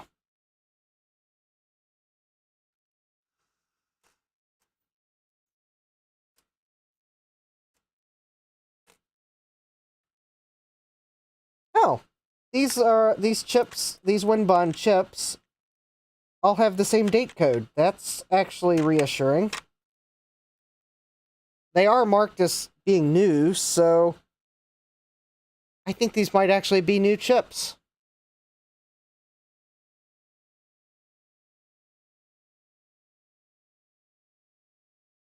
Sylvestron says not really, they'll be remarks.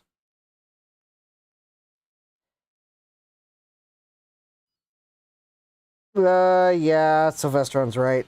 I can see where it does appear as if the top was sanded and repainted. Alright, well, the test passed. Woohoo! First chip test with the retro chip tester. Alright, we'll test a few of these, and then we'll test something else. Sylvestron says, check the backs of them and see how many different styles of moldings there are.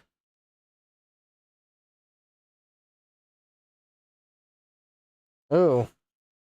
One. Oh, that one actually looks the same. That one looks the same. That one looks the same. Well, those all look the same.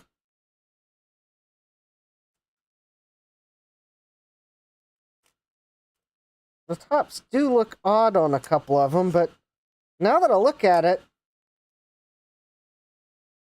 maybe that one had a label on it at some point. I don't know. Well, while we wait for this test to run, we will take this chip, which looks like it may have been sanded and repainted and then remarked. But I can't really tell for sure. So we are going to do the nearly gold standard test for detecting a remarked chip. Assuming I don't knock the cotton swabs off my workbench. Note to self, I need to order cotton swabs from Amazon. Or buy them at the grocery store. Alright, so I'm going to take this acetone, also known as fingernail polish remover, although I don't know, it's kind of nail polish removers 100% acetone.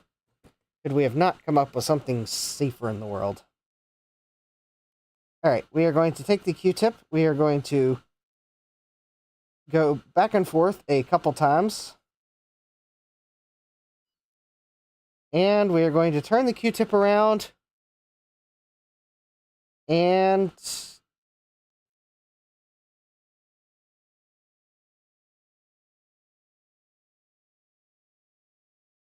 I still think that's a remarked chip. Even though I'm not getting anything coming off the chip, but I think that's remarked. I think I have seen evidence that they might have wised up to people testing the chips with acetone, and they might be using a different paint.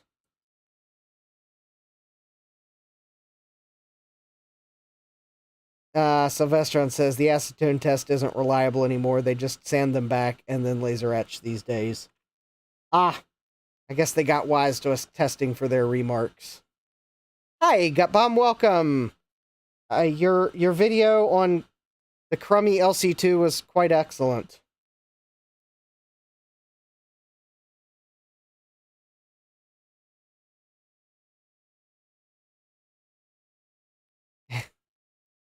Oh, well, I've had this for a while, but this is the 100% acetone. Warning, extremely flammable. Keep away from flame. Yes, I think you've said that redundantly. Oh no, it's expired. It expired last November. It still smells like acetone, so I'm pretty sure I can use it for chip testing.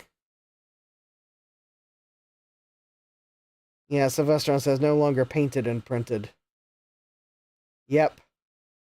Yes, Gutbomb released a new video. It's on the LC2. So, check that out. Although, you had me wondering this morning, Gutbomb, why Apple made the LC with a 68020 which had me trying to do some research on how much Motorola processors cost back in the day. And that's actually really hard to find. But my best guess is in 1990, the 68030 might have been like $50 each in quantity of 1,000. But I'm not quite sure if that's accurate because the entire article was behind a paywall, and I really don't want to pay for an article from the Chicago Tribune that a preview seems to indicate it might have the data I want, but I can't know for sure. Because I just want to read that one article. Sylvestron says, I just picked up my first Mac, believe it or not. Wow. Sylvestron also says you'd be surprised how many people wouldn't understand extremely flammable and need the second sentence for instruction. Yeah, you're probably right. Especially in the US, where if you don't have a clear warning label, then you're probably going to get sued at some point by one of your customers. Gutbomb says the LC was actually very close to the Mac 2 design with stuff lopped off like new bus and the floppy connector. That explains it. Vestron says SE30 in good condition with mouse and keyboard for 150 Australian. Sounds like a really nice price. All right. We'll test these. I'm not going to test all the of this chip that I bought. I'm going to go through the one tube, and then we'll go on to some other chips. Well, basically, we'll spot check my UT source order.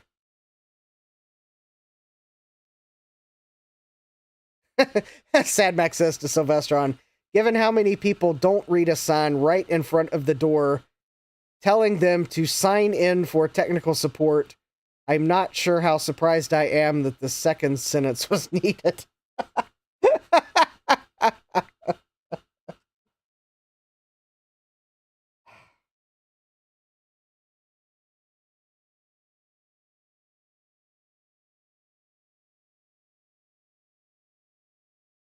Yeah, I think...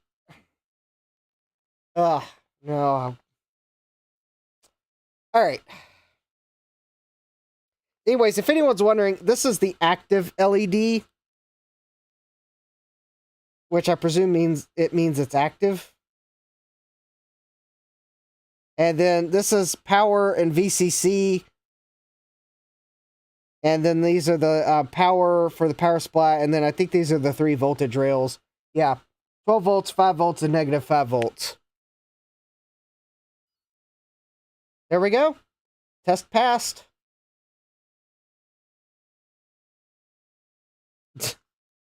Jesse says to Sadmac, or, quote, we don't know who to call, so we came to you, end quote.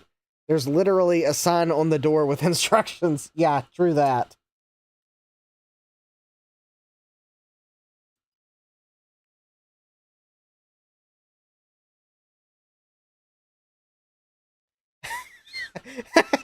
Jesse continues, no part of those instructions had, quote, come to the IT manager with your nonsense, end quote. Yeah, true that.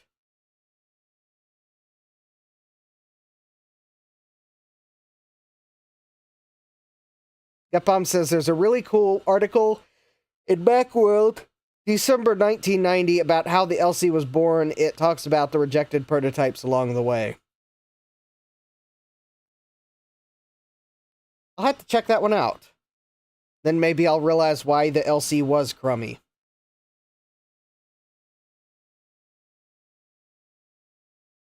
I mean, come on. 68020 was the second and last Mac that came with the 68020, which doesn't have a built-in MMU, and unlike the Mac 2, there's no MMU socket in the LC, so that pretty much precludes AUX, although I realized that wasn't the target audience. It also means that you can't run Open Transport, because Open Transport requires a 68030.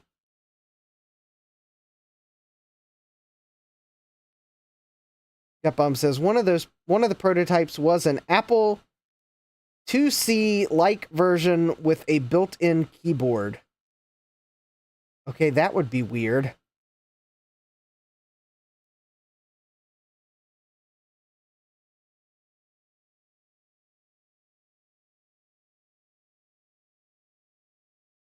Oh, and I see that it looks like there's LEDs here, but that is actually that's actually lens flare.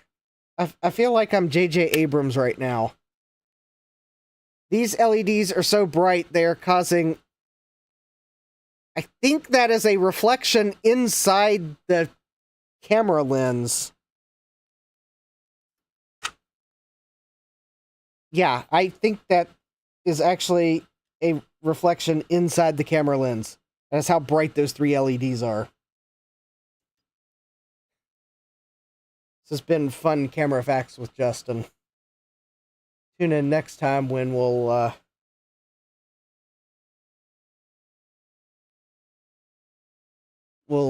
do other weird things with cameras. Mavica! Alright.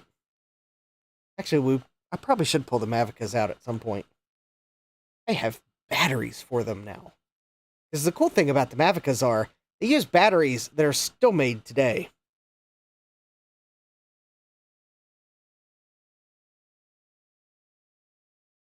I don't know if Sony still makes them, but third parties do, because there's a bunch of stuff that uses that particular Sony battery style.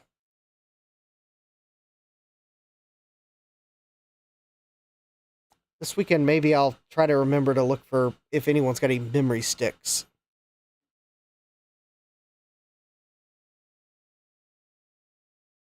Anyways, what am I going to be looking for at the swap meet this weekend? Mainly parts, although I did notice that System Source is actually selling some of their duplicate computers, and it looks like they have some Power Mac G3s on their list. I think the blue and white ones. So if I find the right revision blue and white, I may pick one of those up.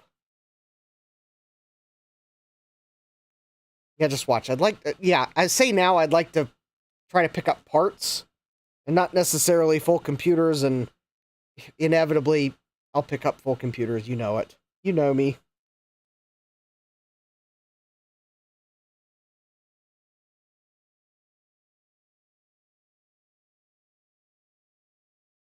And yes, if I see Trident cards, I will fully consider them. You know me. I can't pass up a good Trident card deal. I can, however, pass up bad Trident card deals.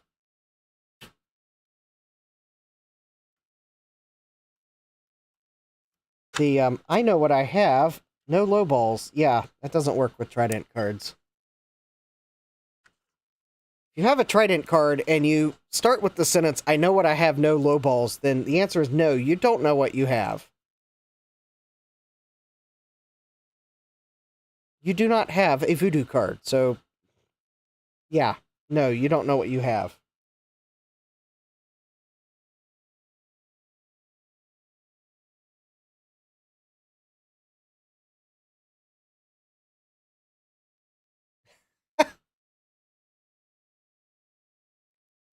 Jesse says, my mom tried to challenge me on a battery question for motion-activated sinks. I found the battery on Amazon in 30 seconds for $10. They were buying them for $40. Ouch. Yeah.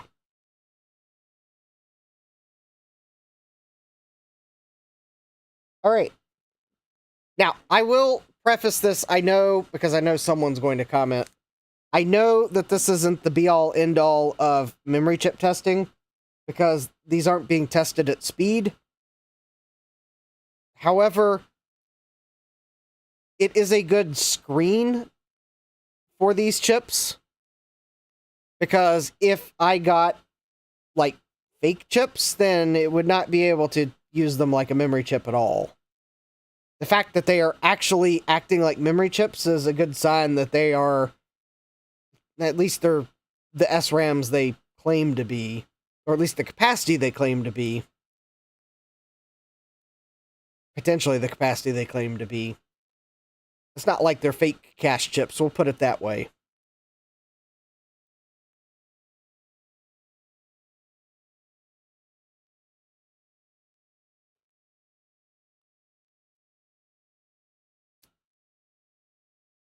But anyways. There we go. Alright, so I said we were only going to screen one of the tubes of these SRAMs before we went on to something else. So we screened these. They all at least passed the screen test.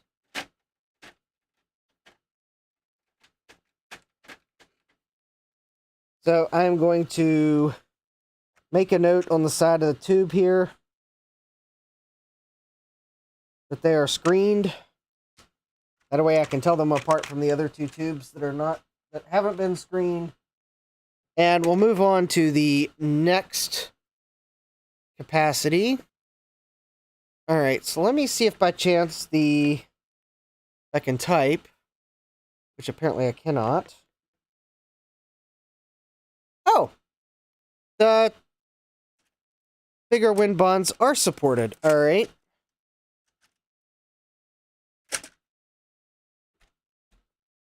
All right, well, because these will take twice as long, how about we will only...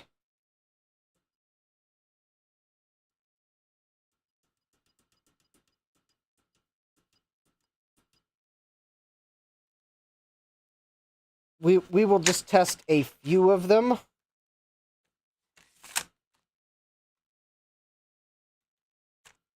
It's 11:07. All right, we'll test like 2 or 3 of them. Just enough to kind of...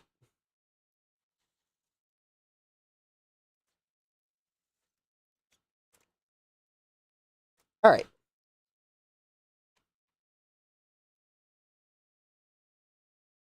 There we go. So there's our first one. These are the Windbond W 1024As. Oh.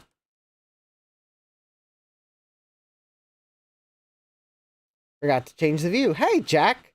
We have Jack68K here. Hello. We are testing the Retro Chip Tester Pro, and we're spot checking my UT source order that came in Saturday.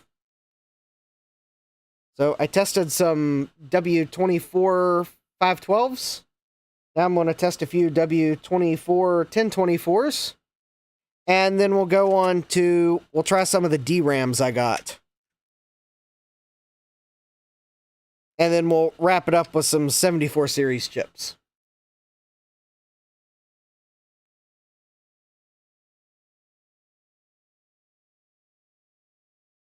And actually, if anyone's wondering, the sign that green spot there is internal lens flare.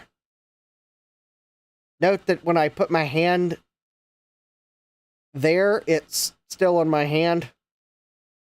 Also, it moved when I moved the LEDs. So, yeah, that is an internal lens reflection.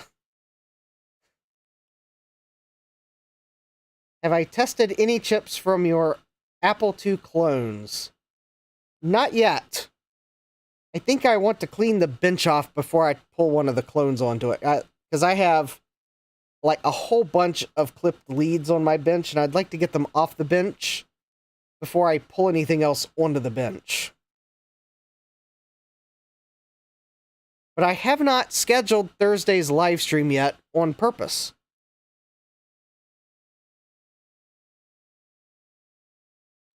And that purpose might have been that I wanted to make sure I got this thing together, and that it looked like it was working, and then schedule a live stream.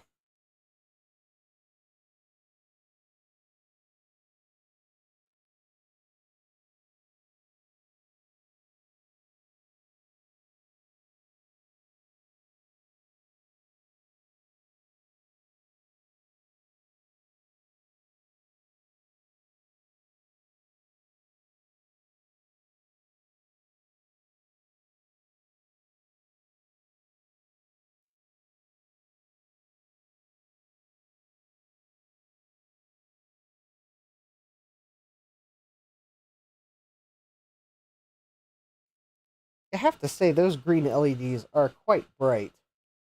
You know, I bet I could put a piece of paper... You know, I bet they're so bright I could put a piece of paper in front of them and we'll still see that they're glowing. Yeah. If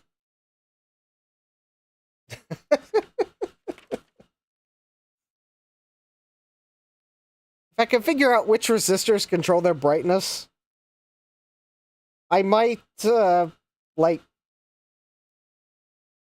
change the resistor values. Yeah, Sylvestron says you should be able to adjust the resistors to drop their voltage. Yes, I just need to figure out which resistors do it.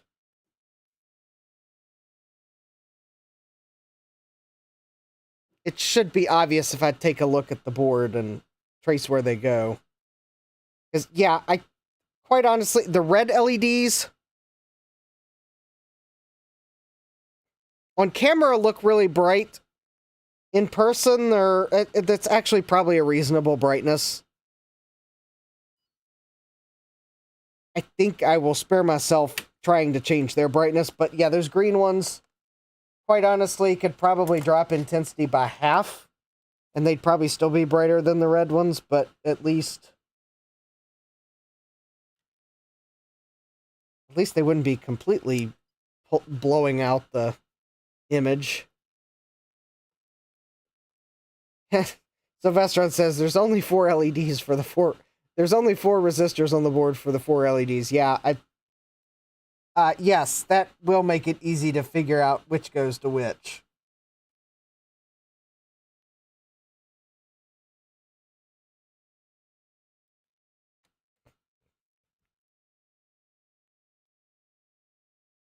I'm not going to try to do it now. We'll suffer with the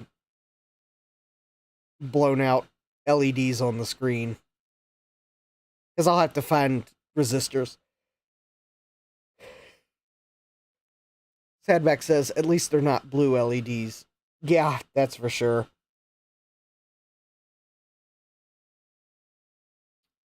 Actually, I'm pretty sure at the end of the installation manual, there's a chapter on if you want to replace all the LEDs with blue LEDs, and the first paragraph says no. Actually, I'm just kidding, but maybe they should do that.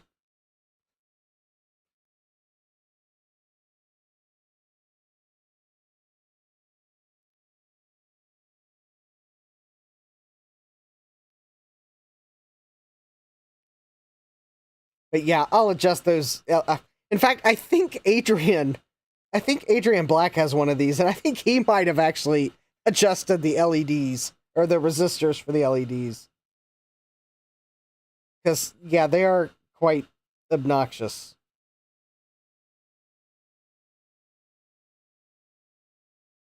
Especially when they cause internal camera reflections like that. Now, I suspect these LEDs might actually be doing it too, but it's not bright enough that I actually see the dot. Oh, okay. That, I think, is actually reflecting off the side of the screen. Yeah. That's reflecting off this black border there.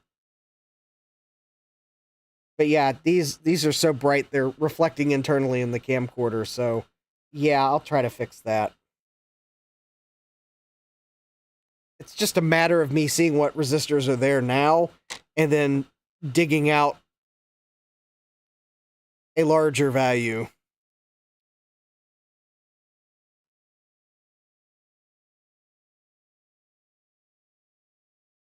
Actually, let me... While I'm thinking of it, let me go...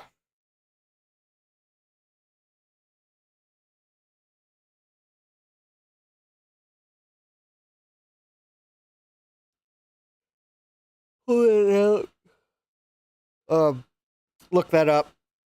Let me see here. Power supply.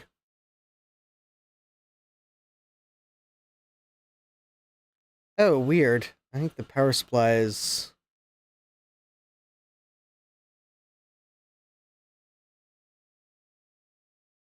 I'm looking at the interactive bomb and the power supply looks different. Alright. Let's see here.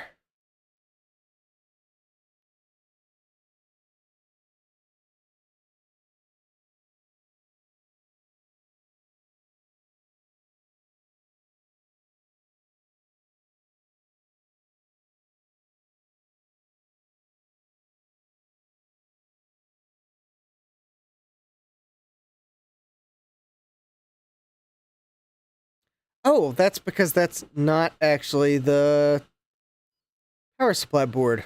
Oh, hold on. I'm probably looking at the wrong...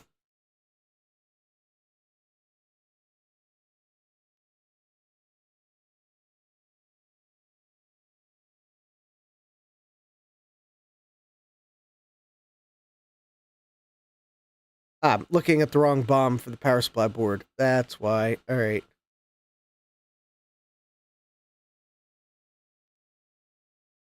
So it looks like... Ah, all right. So it looks like, according to the bomb, they are using a 1K ohm resistor for the red power LED, a 750 ohm resistor for the 12 volt LED, or I'm going to presume that's which one it is, and then 220 ohm resistors for the 5 volt and negative 5 volt LEDs.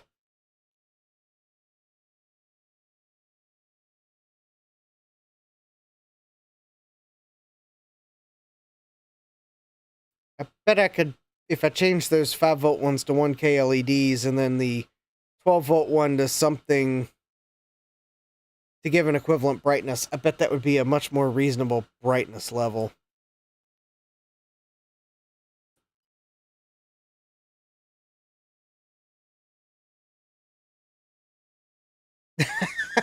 Sadmax says, I would have written something snarky about, well, if you don't like your eyeballs, or don't, your eyes are important, but if you really want to, and then continue with the directions.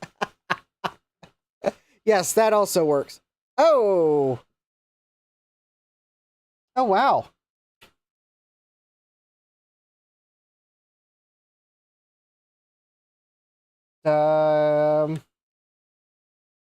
This one might actually be a bad chip.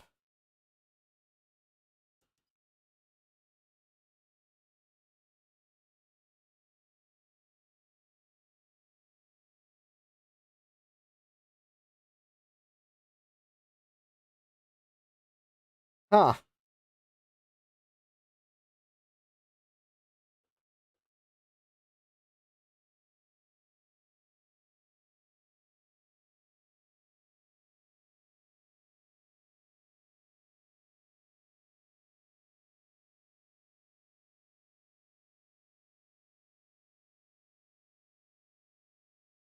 Jack says, how many bad chips does one have to find for the Retro Chip Tester Pro to pay for itself? Interestingly enough, it's now running. All I did was reseat the chip.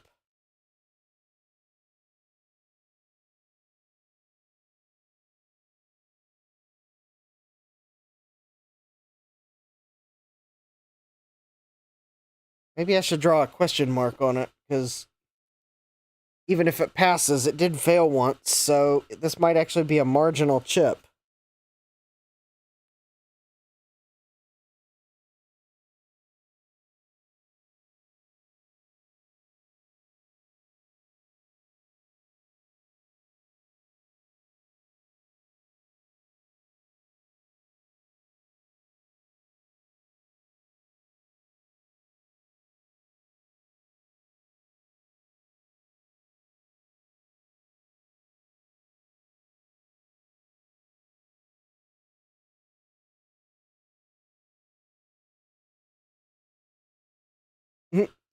Sad Max says, in all honesty, I think it's neat that blue LEDs exist.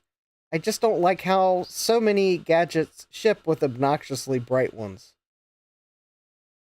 Jack says, you're now a member of a pretty exclusive club of Retro Chip Tester Pro owners. Yes, it would appear as if I am.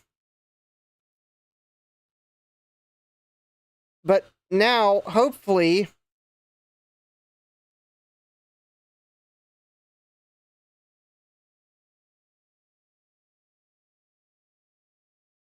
Well, I think,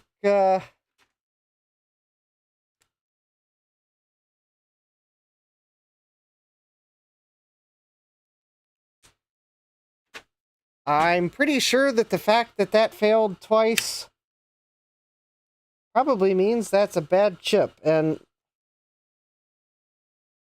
that actually means I'm going to have to sit down and screen all of these chips.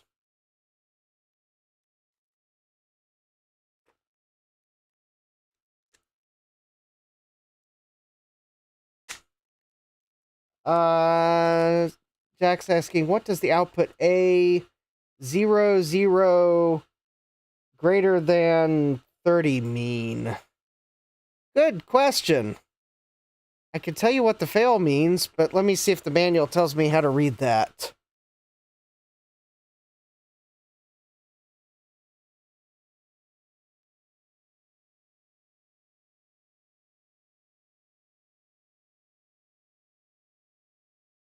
I think it says in the manual. I just got to find it.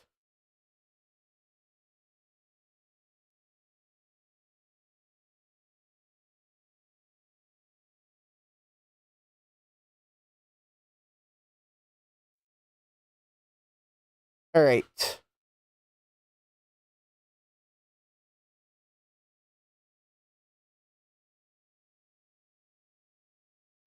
All right. So A:0, that's the address.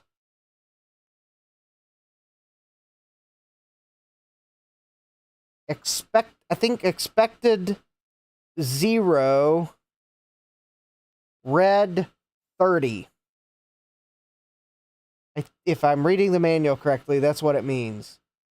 So address 0, expected 0, red 30.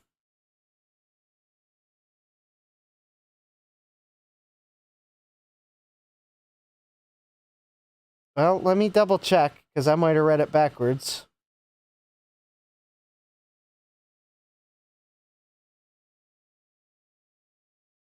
It looks like it is expected 0, red 30. Because actually, I don't think 30 is one of its test values for 8-bit RAMs. Because it says here, with 8-bit memory, 55, AA, FF are used in the pattern test, and random. It may also use 0.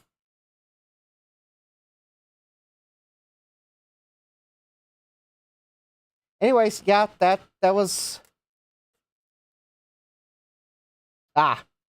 Jack says, that's not ideal. Sylvestron says, it's been a while since I read the manual. Yeah. Alright.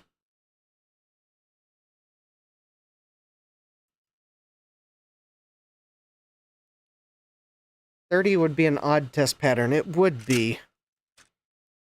At least for a screening test like this. Alright, so let's try something a little bit different. Why don't we?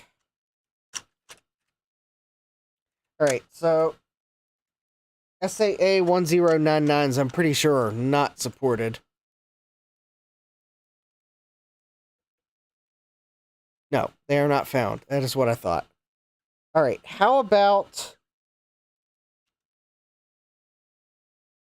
44256s? Oh, here we go. Yeah, Mitsubishi M5 M44. Oh, that's not a Mitsubishi, it's a Motorola. M5M. Oh, yeah, I'm pretty sure this one's supported. So it says select 44256. Alright, so let's see here. This is actually a DRAM. Alright.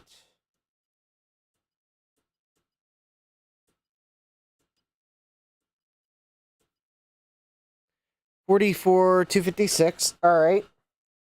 So we will start with a couple of the ones that are supposedly new.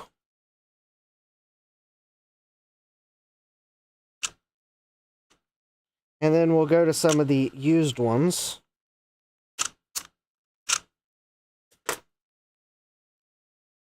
These won't take that long to test, so we'll... How about we'll test a half dozen of them? Well, let's see how long it actually takes to run one. Alright.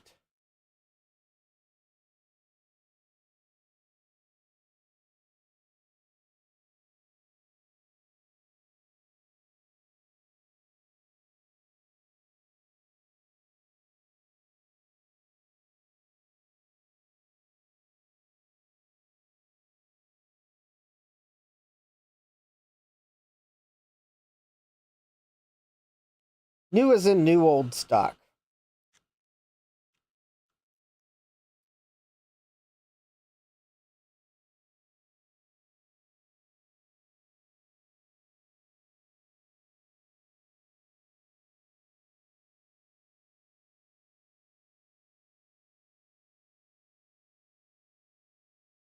You know, there's a chance these might actually be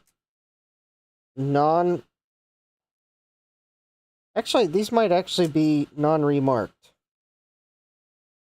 Although they're probably remarked. They seemingly remark everything.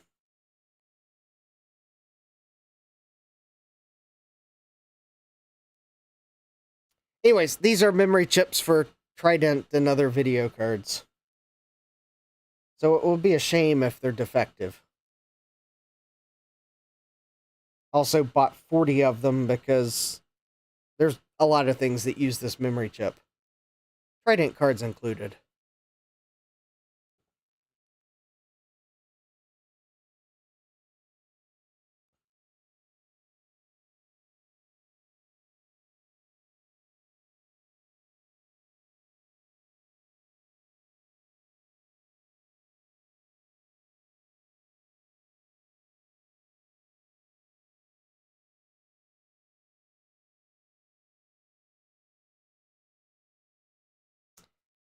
Maybe because these aren't going as quick as I thought they would be, maybe we'll only screen about three of the new old stock ones and 3 of the, we're going to admit they're used ones.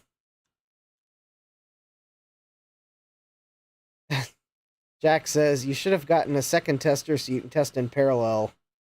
Well, that would have been another $340 plus 3 live streams.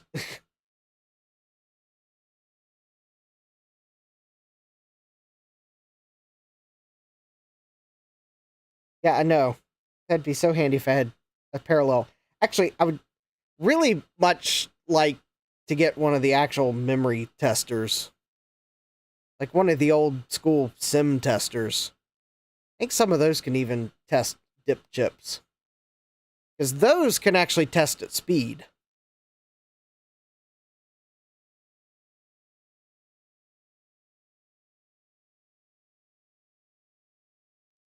Jack says, the cost is what has dissuaded me from getting one. I didn't think I'd use it frequently enough to justify it. Well, if it lets me screen chips I buy from China and other dubious sources, eBay, it might be worth it. Especially if it's a chip that I need to buy it before a project and want to screen it, at least before the return period ends. Yeah, we'll only... Wow. Actually, these are going slow enough. Maybe I'm just going to screen the one. Because I honestly think this is going slower than the SRAM. Although, maybe I shouldn't be surprised, because it is a DRAM, so it does require refresh. So it is having to do refresh cycles on it. Jack says, what I heard was send your dubious chips to Justin and he'll test them for you. I don't know, Jack, how all your chips tested bad. I can't explain it. And it is just a weird coincidence that I happened to get the same chips recently. Ha ha ha. Weird coincidence.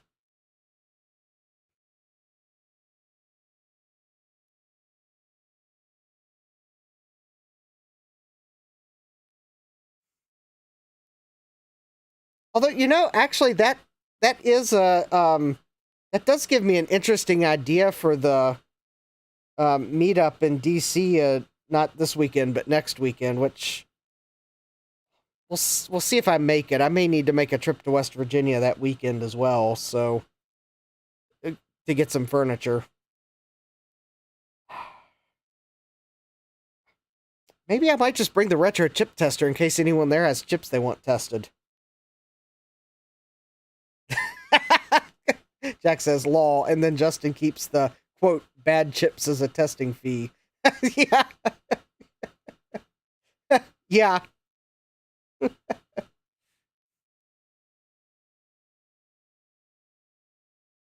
Okay, yeah, we're only going to test this one DRAM because it is definitely taking longer than the SRAM. And Jack says you should probably just keep it in your car so it's always handy. Actually, I'm probably going to get the polycarbonate case for it so I could feel like I could take it somewhere and not completely destroy it.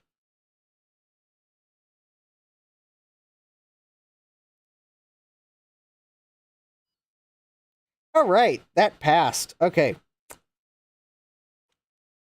So, given how long that took, that's the only one of the new old stock ones we're going to screen tonight.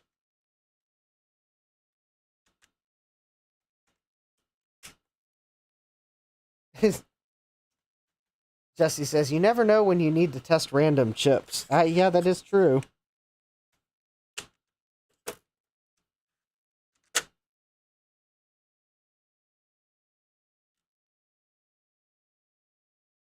Now, what would be really neat, although it would probably drive the cost up, is if it had a little camera on it so that you could put in a random chip and just press the test button, and it would optically detect what chip it is and test it. Then it would be the Random Retro Chip Tester Pro. Actually, it'd probably be the Random Retro Chip Tester Pro Max at that point. And it would also cost $1 bazillion, but, well. Yeah, you could put the chip in, it would optically sense what's marked on it, it would try to test it as that, and it would prompt you if you put it in and it realized you need to move it. Yeah, fine. But anyways, yeah. Jack says, that would be handy, and bonus if it could sense remarked chips. Super duper handy if you put one of those right back cache chips in it, if it just immediately tells you, fake cache. Just from optically sensing it. Doesn't even have to do a pin check on it.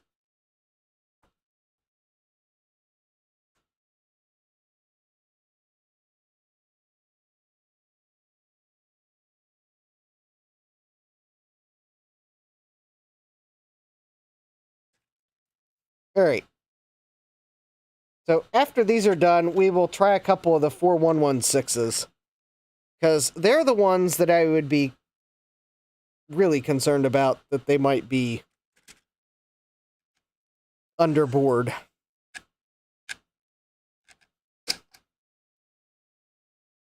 Because they're really old memory chips. The 44 256s, I'm not as surprised that it is actually a memory chip.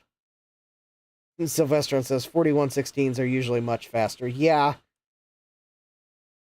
Yep. Well, yeah, they're only 1 bit wide and 16K at that.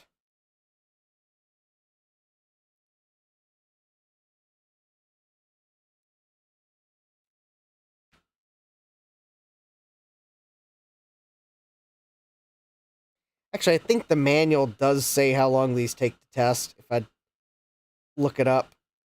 Let me pull up the manual.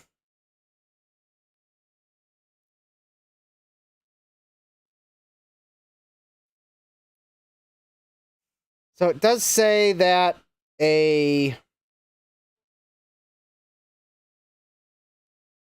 8K by 8 SRAM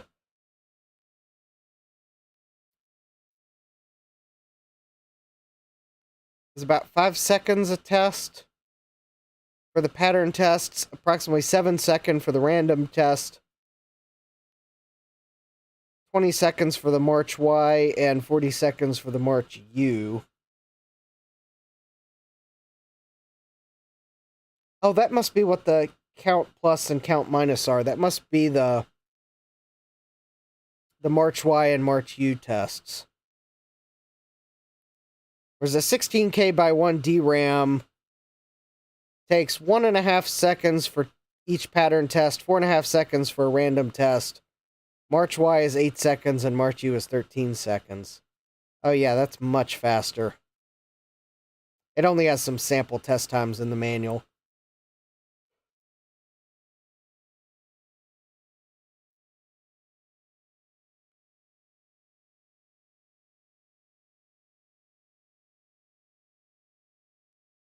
Oh, no, those count tests, I think, just increment and decrement. I don't know how you turn on the...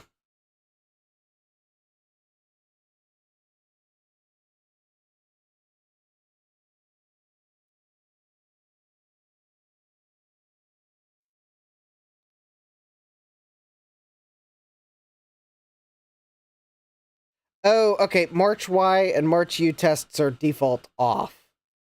Probably good for us. Maybe I'll turn those on for...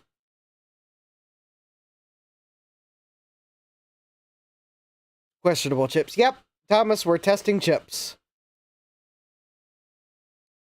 Yeah, well, these are my chips I bought for upgrading Trident chips, so of course I had to screen a couple. I have already found one of the chips I've just bought from China is bad. So, all my 24 1024s or whatever they are, I'm going to have to go through them with a fine-tooth comb.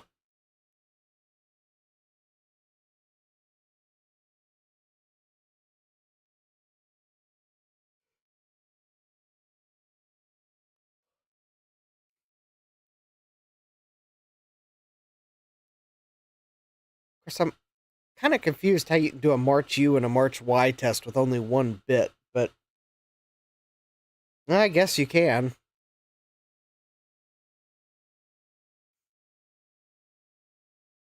I don't know, maybe we'll turn that on for one of the chips. Then I'll forget I turned it on and wonder why some of my chips are taking an incredibly long amount of time to screen them. Jack says, like 3 days ago, I programmed March C- for reasons. Alright, this chip passed. Woohoo! Have Trident cards that will be happy that they get more RAM. Alright, let's, there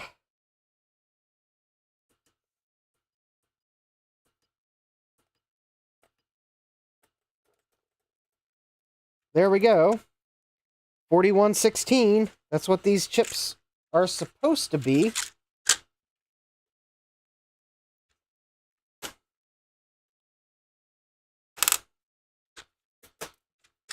Alright, so we will test a couple of these.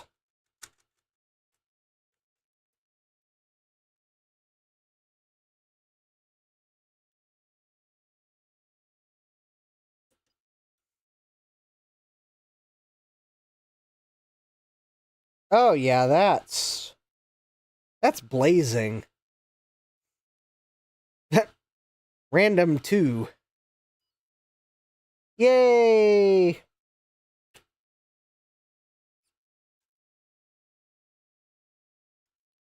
And when you test these chips,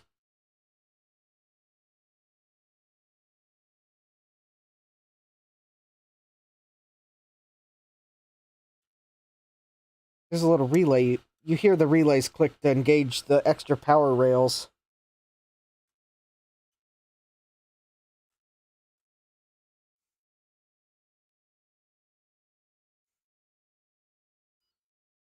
Yay!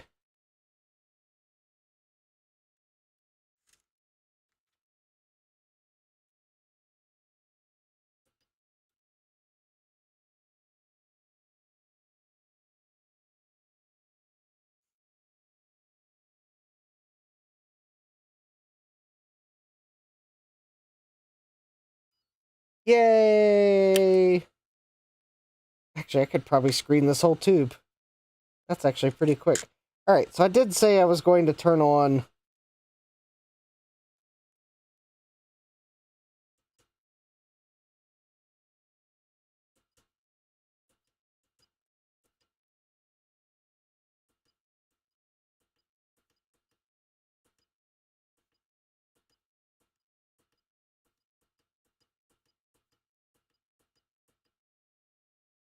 Hold on, I don't remember how to... Oh, must be service.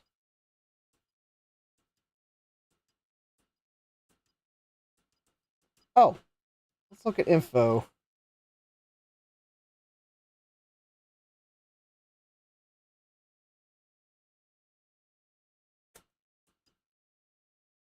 All right, enter config.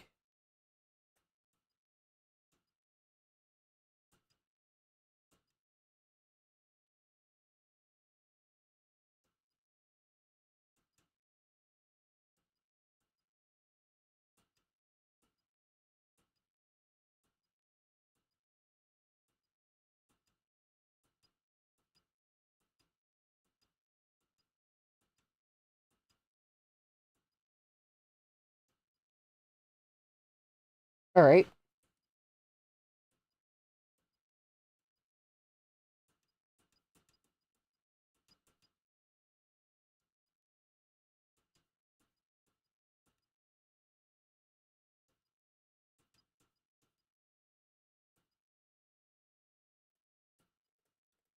All right, let's take a look at how long this takes to run with some March U and March Y action.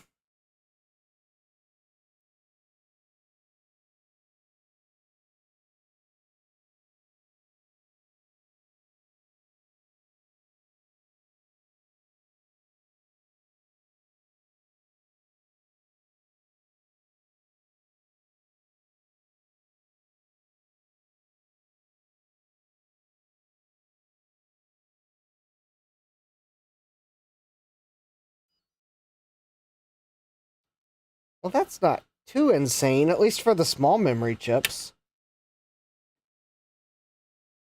All right. Since I'll probably screen these 4116s at some point sooner rather than later, I'll go ahead and leave those on, because for these small chips, I think I'd be inclined to let them go through a more intensive test. All right, so let's go.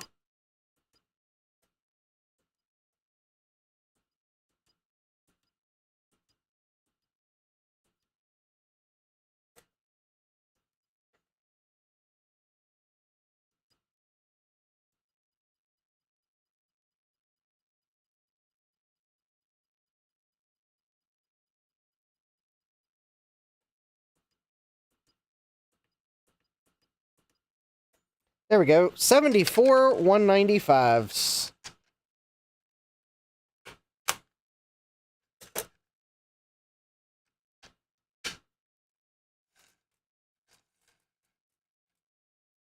I'm going to go ahead and screen all of these.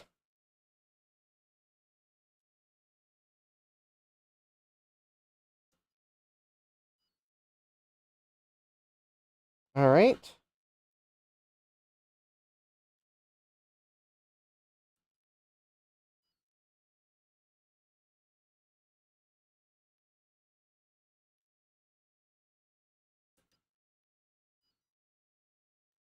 Yeah, I bought these because the 74 LS195 is, I believe, a chip that is no longer manufactured.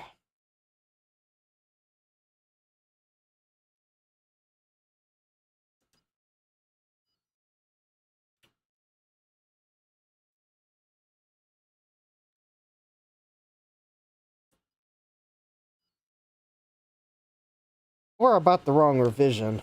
That is also possible.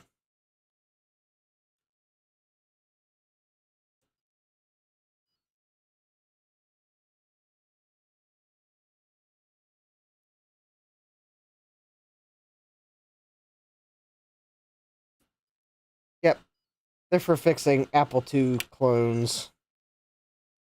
Because there's something about the 74 195s that is why I had them in my cart.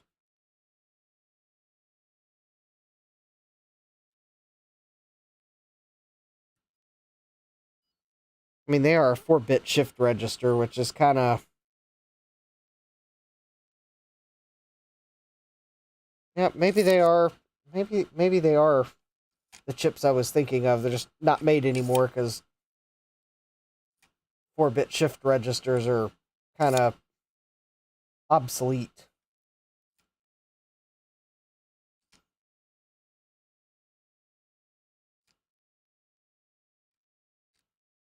All right, but they all tested fine, so there's that. I think in reality, the only thing I can't test is the voltage regulators I bought for my Japanese MSX computer.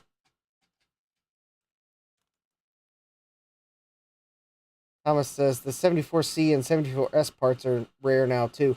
I'm thinking maybe I'm actually thinking that maybe I meant to order 74S 195s.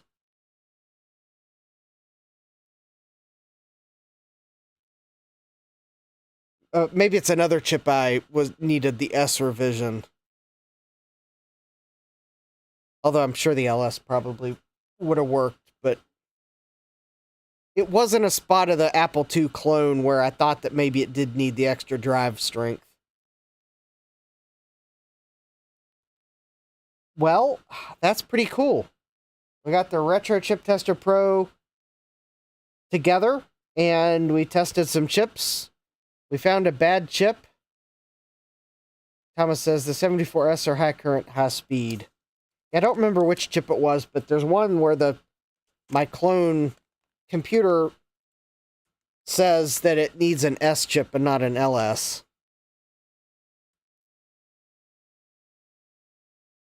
But a lot of LS parts will take it. Yeah. So anyways, yep, these are really the only ones I couldn't test from the order. That and the math coprocessors, because, well, they're too new, but yeah, these are AN7812Rs, and the R is for, I think, resettable. So there's actually like a reset pin on these voltage regulators that will, I don't remember if they're active high or active low, but if the reset's asserted, it will actually cut regulation. Yeah, these are for my Japanese MSX computer. Yeah, I had one fail. So I ordered some of these so I could try to fix the original power supply. Because that's like the part that seemingly failed was the 7812R.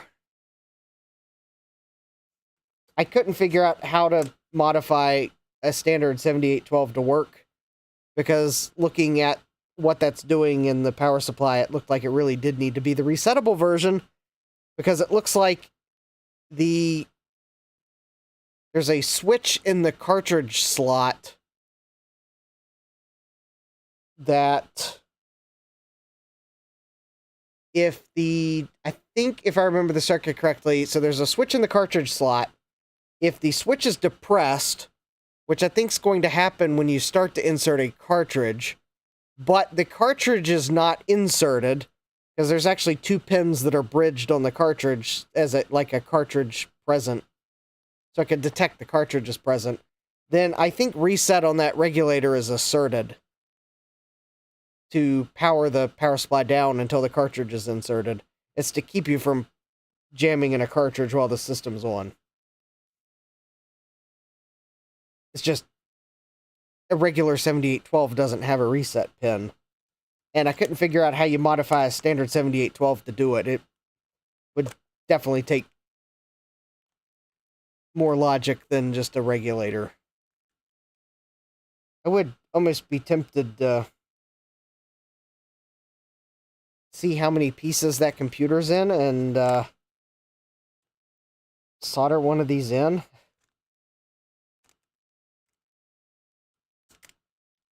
guess we can at least look at them.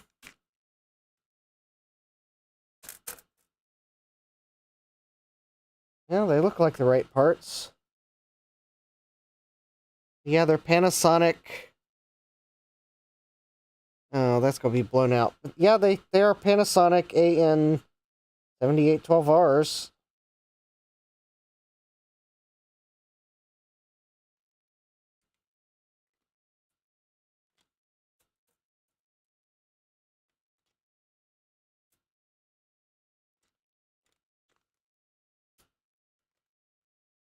Well, actually, we're 10 till 12, so maybe we'll take a look at the MSX another time.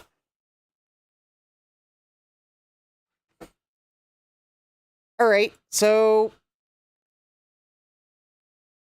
I would say tonight's stream has been successful. We got the retro chip tester together the rest of the way. We tested some chips. We still had some regrets, or potential regrets. And now I have chip testing capability. More so than I did with my T48. Because the nice thing about the Retro Chip Tester Pro is it's standalone. So in reality, actually, I could test chips, 2 chips at once. I could be testing chips in my T48 and my Retro Chip Tester. Thomas is asking, printer coming soon. I think I'm going to try to squeeze in an Apple II related stream before we look at printers. So, because it is April Apples, and I feel bad for not doing anything Apple II related. So we're probably going to do an Apple II related stream, but we'll get to printers soon. So anyways, don't forget to smash that like button if you like it when we try to get these old dinosaurs back up and running. Don't forget to subscribe and turn on notifications so you'll know when I go live next with one of these awesome streams. Thursday, I'm thinking maybe I will look at one of the Apple II clones. Be it the Flex 64K or Computer. Although I don't think Computer has any broken IC chips, but the Flex 64K might. So we might look at both. We'll see. Anyways, that'll probably be Thursday, an Apple II clone, now that I have the Retro Chip Tester Pro up and running. And yeah, Jack says, fun stream, great to see the chip tester working. Anyways, yeah, I think that's probably a good place to end the stream on a high note. And hopefully Thursday I will have the SD card adapter in by then. So we may install that real quick in the Retro Chip Tester Pro. Just so it's there. But I think the only thing that might give us is we'd get the ROM checksums, because it stores those on the SD card. Anyways, yeah. So I hope you all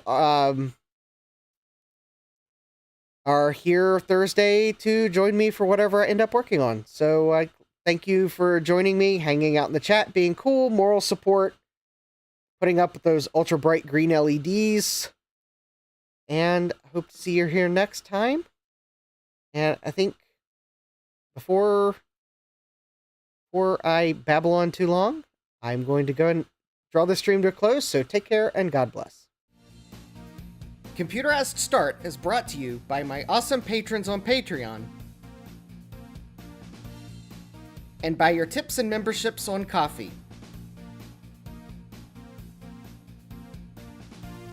These and other channel supporters make my live streams possible. You too can become a channel supporter with tiers starting at just $1. Don't forget to smash that like button. And if you've liked what you've seen, subscribe and turn on notifications so that you don't miss the next video or live stream.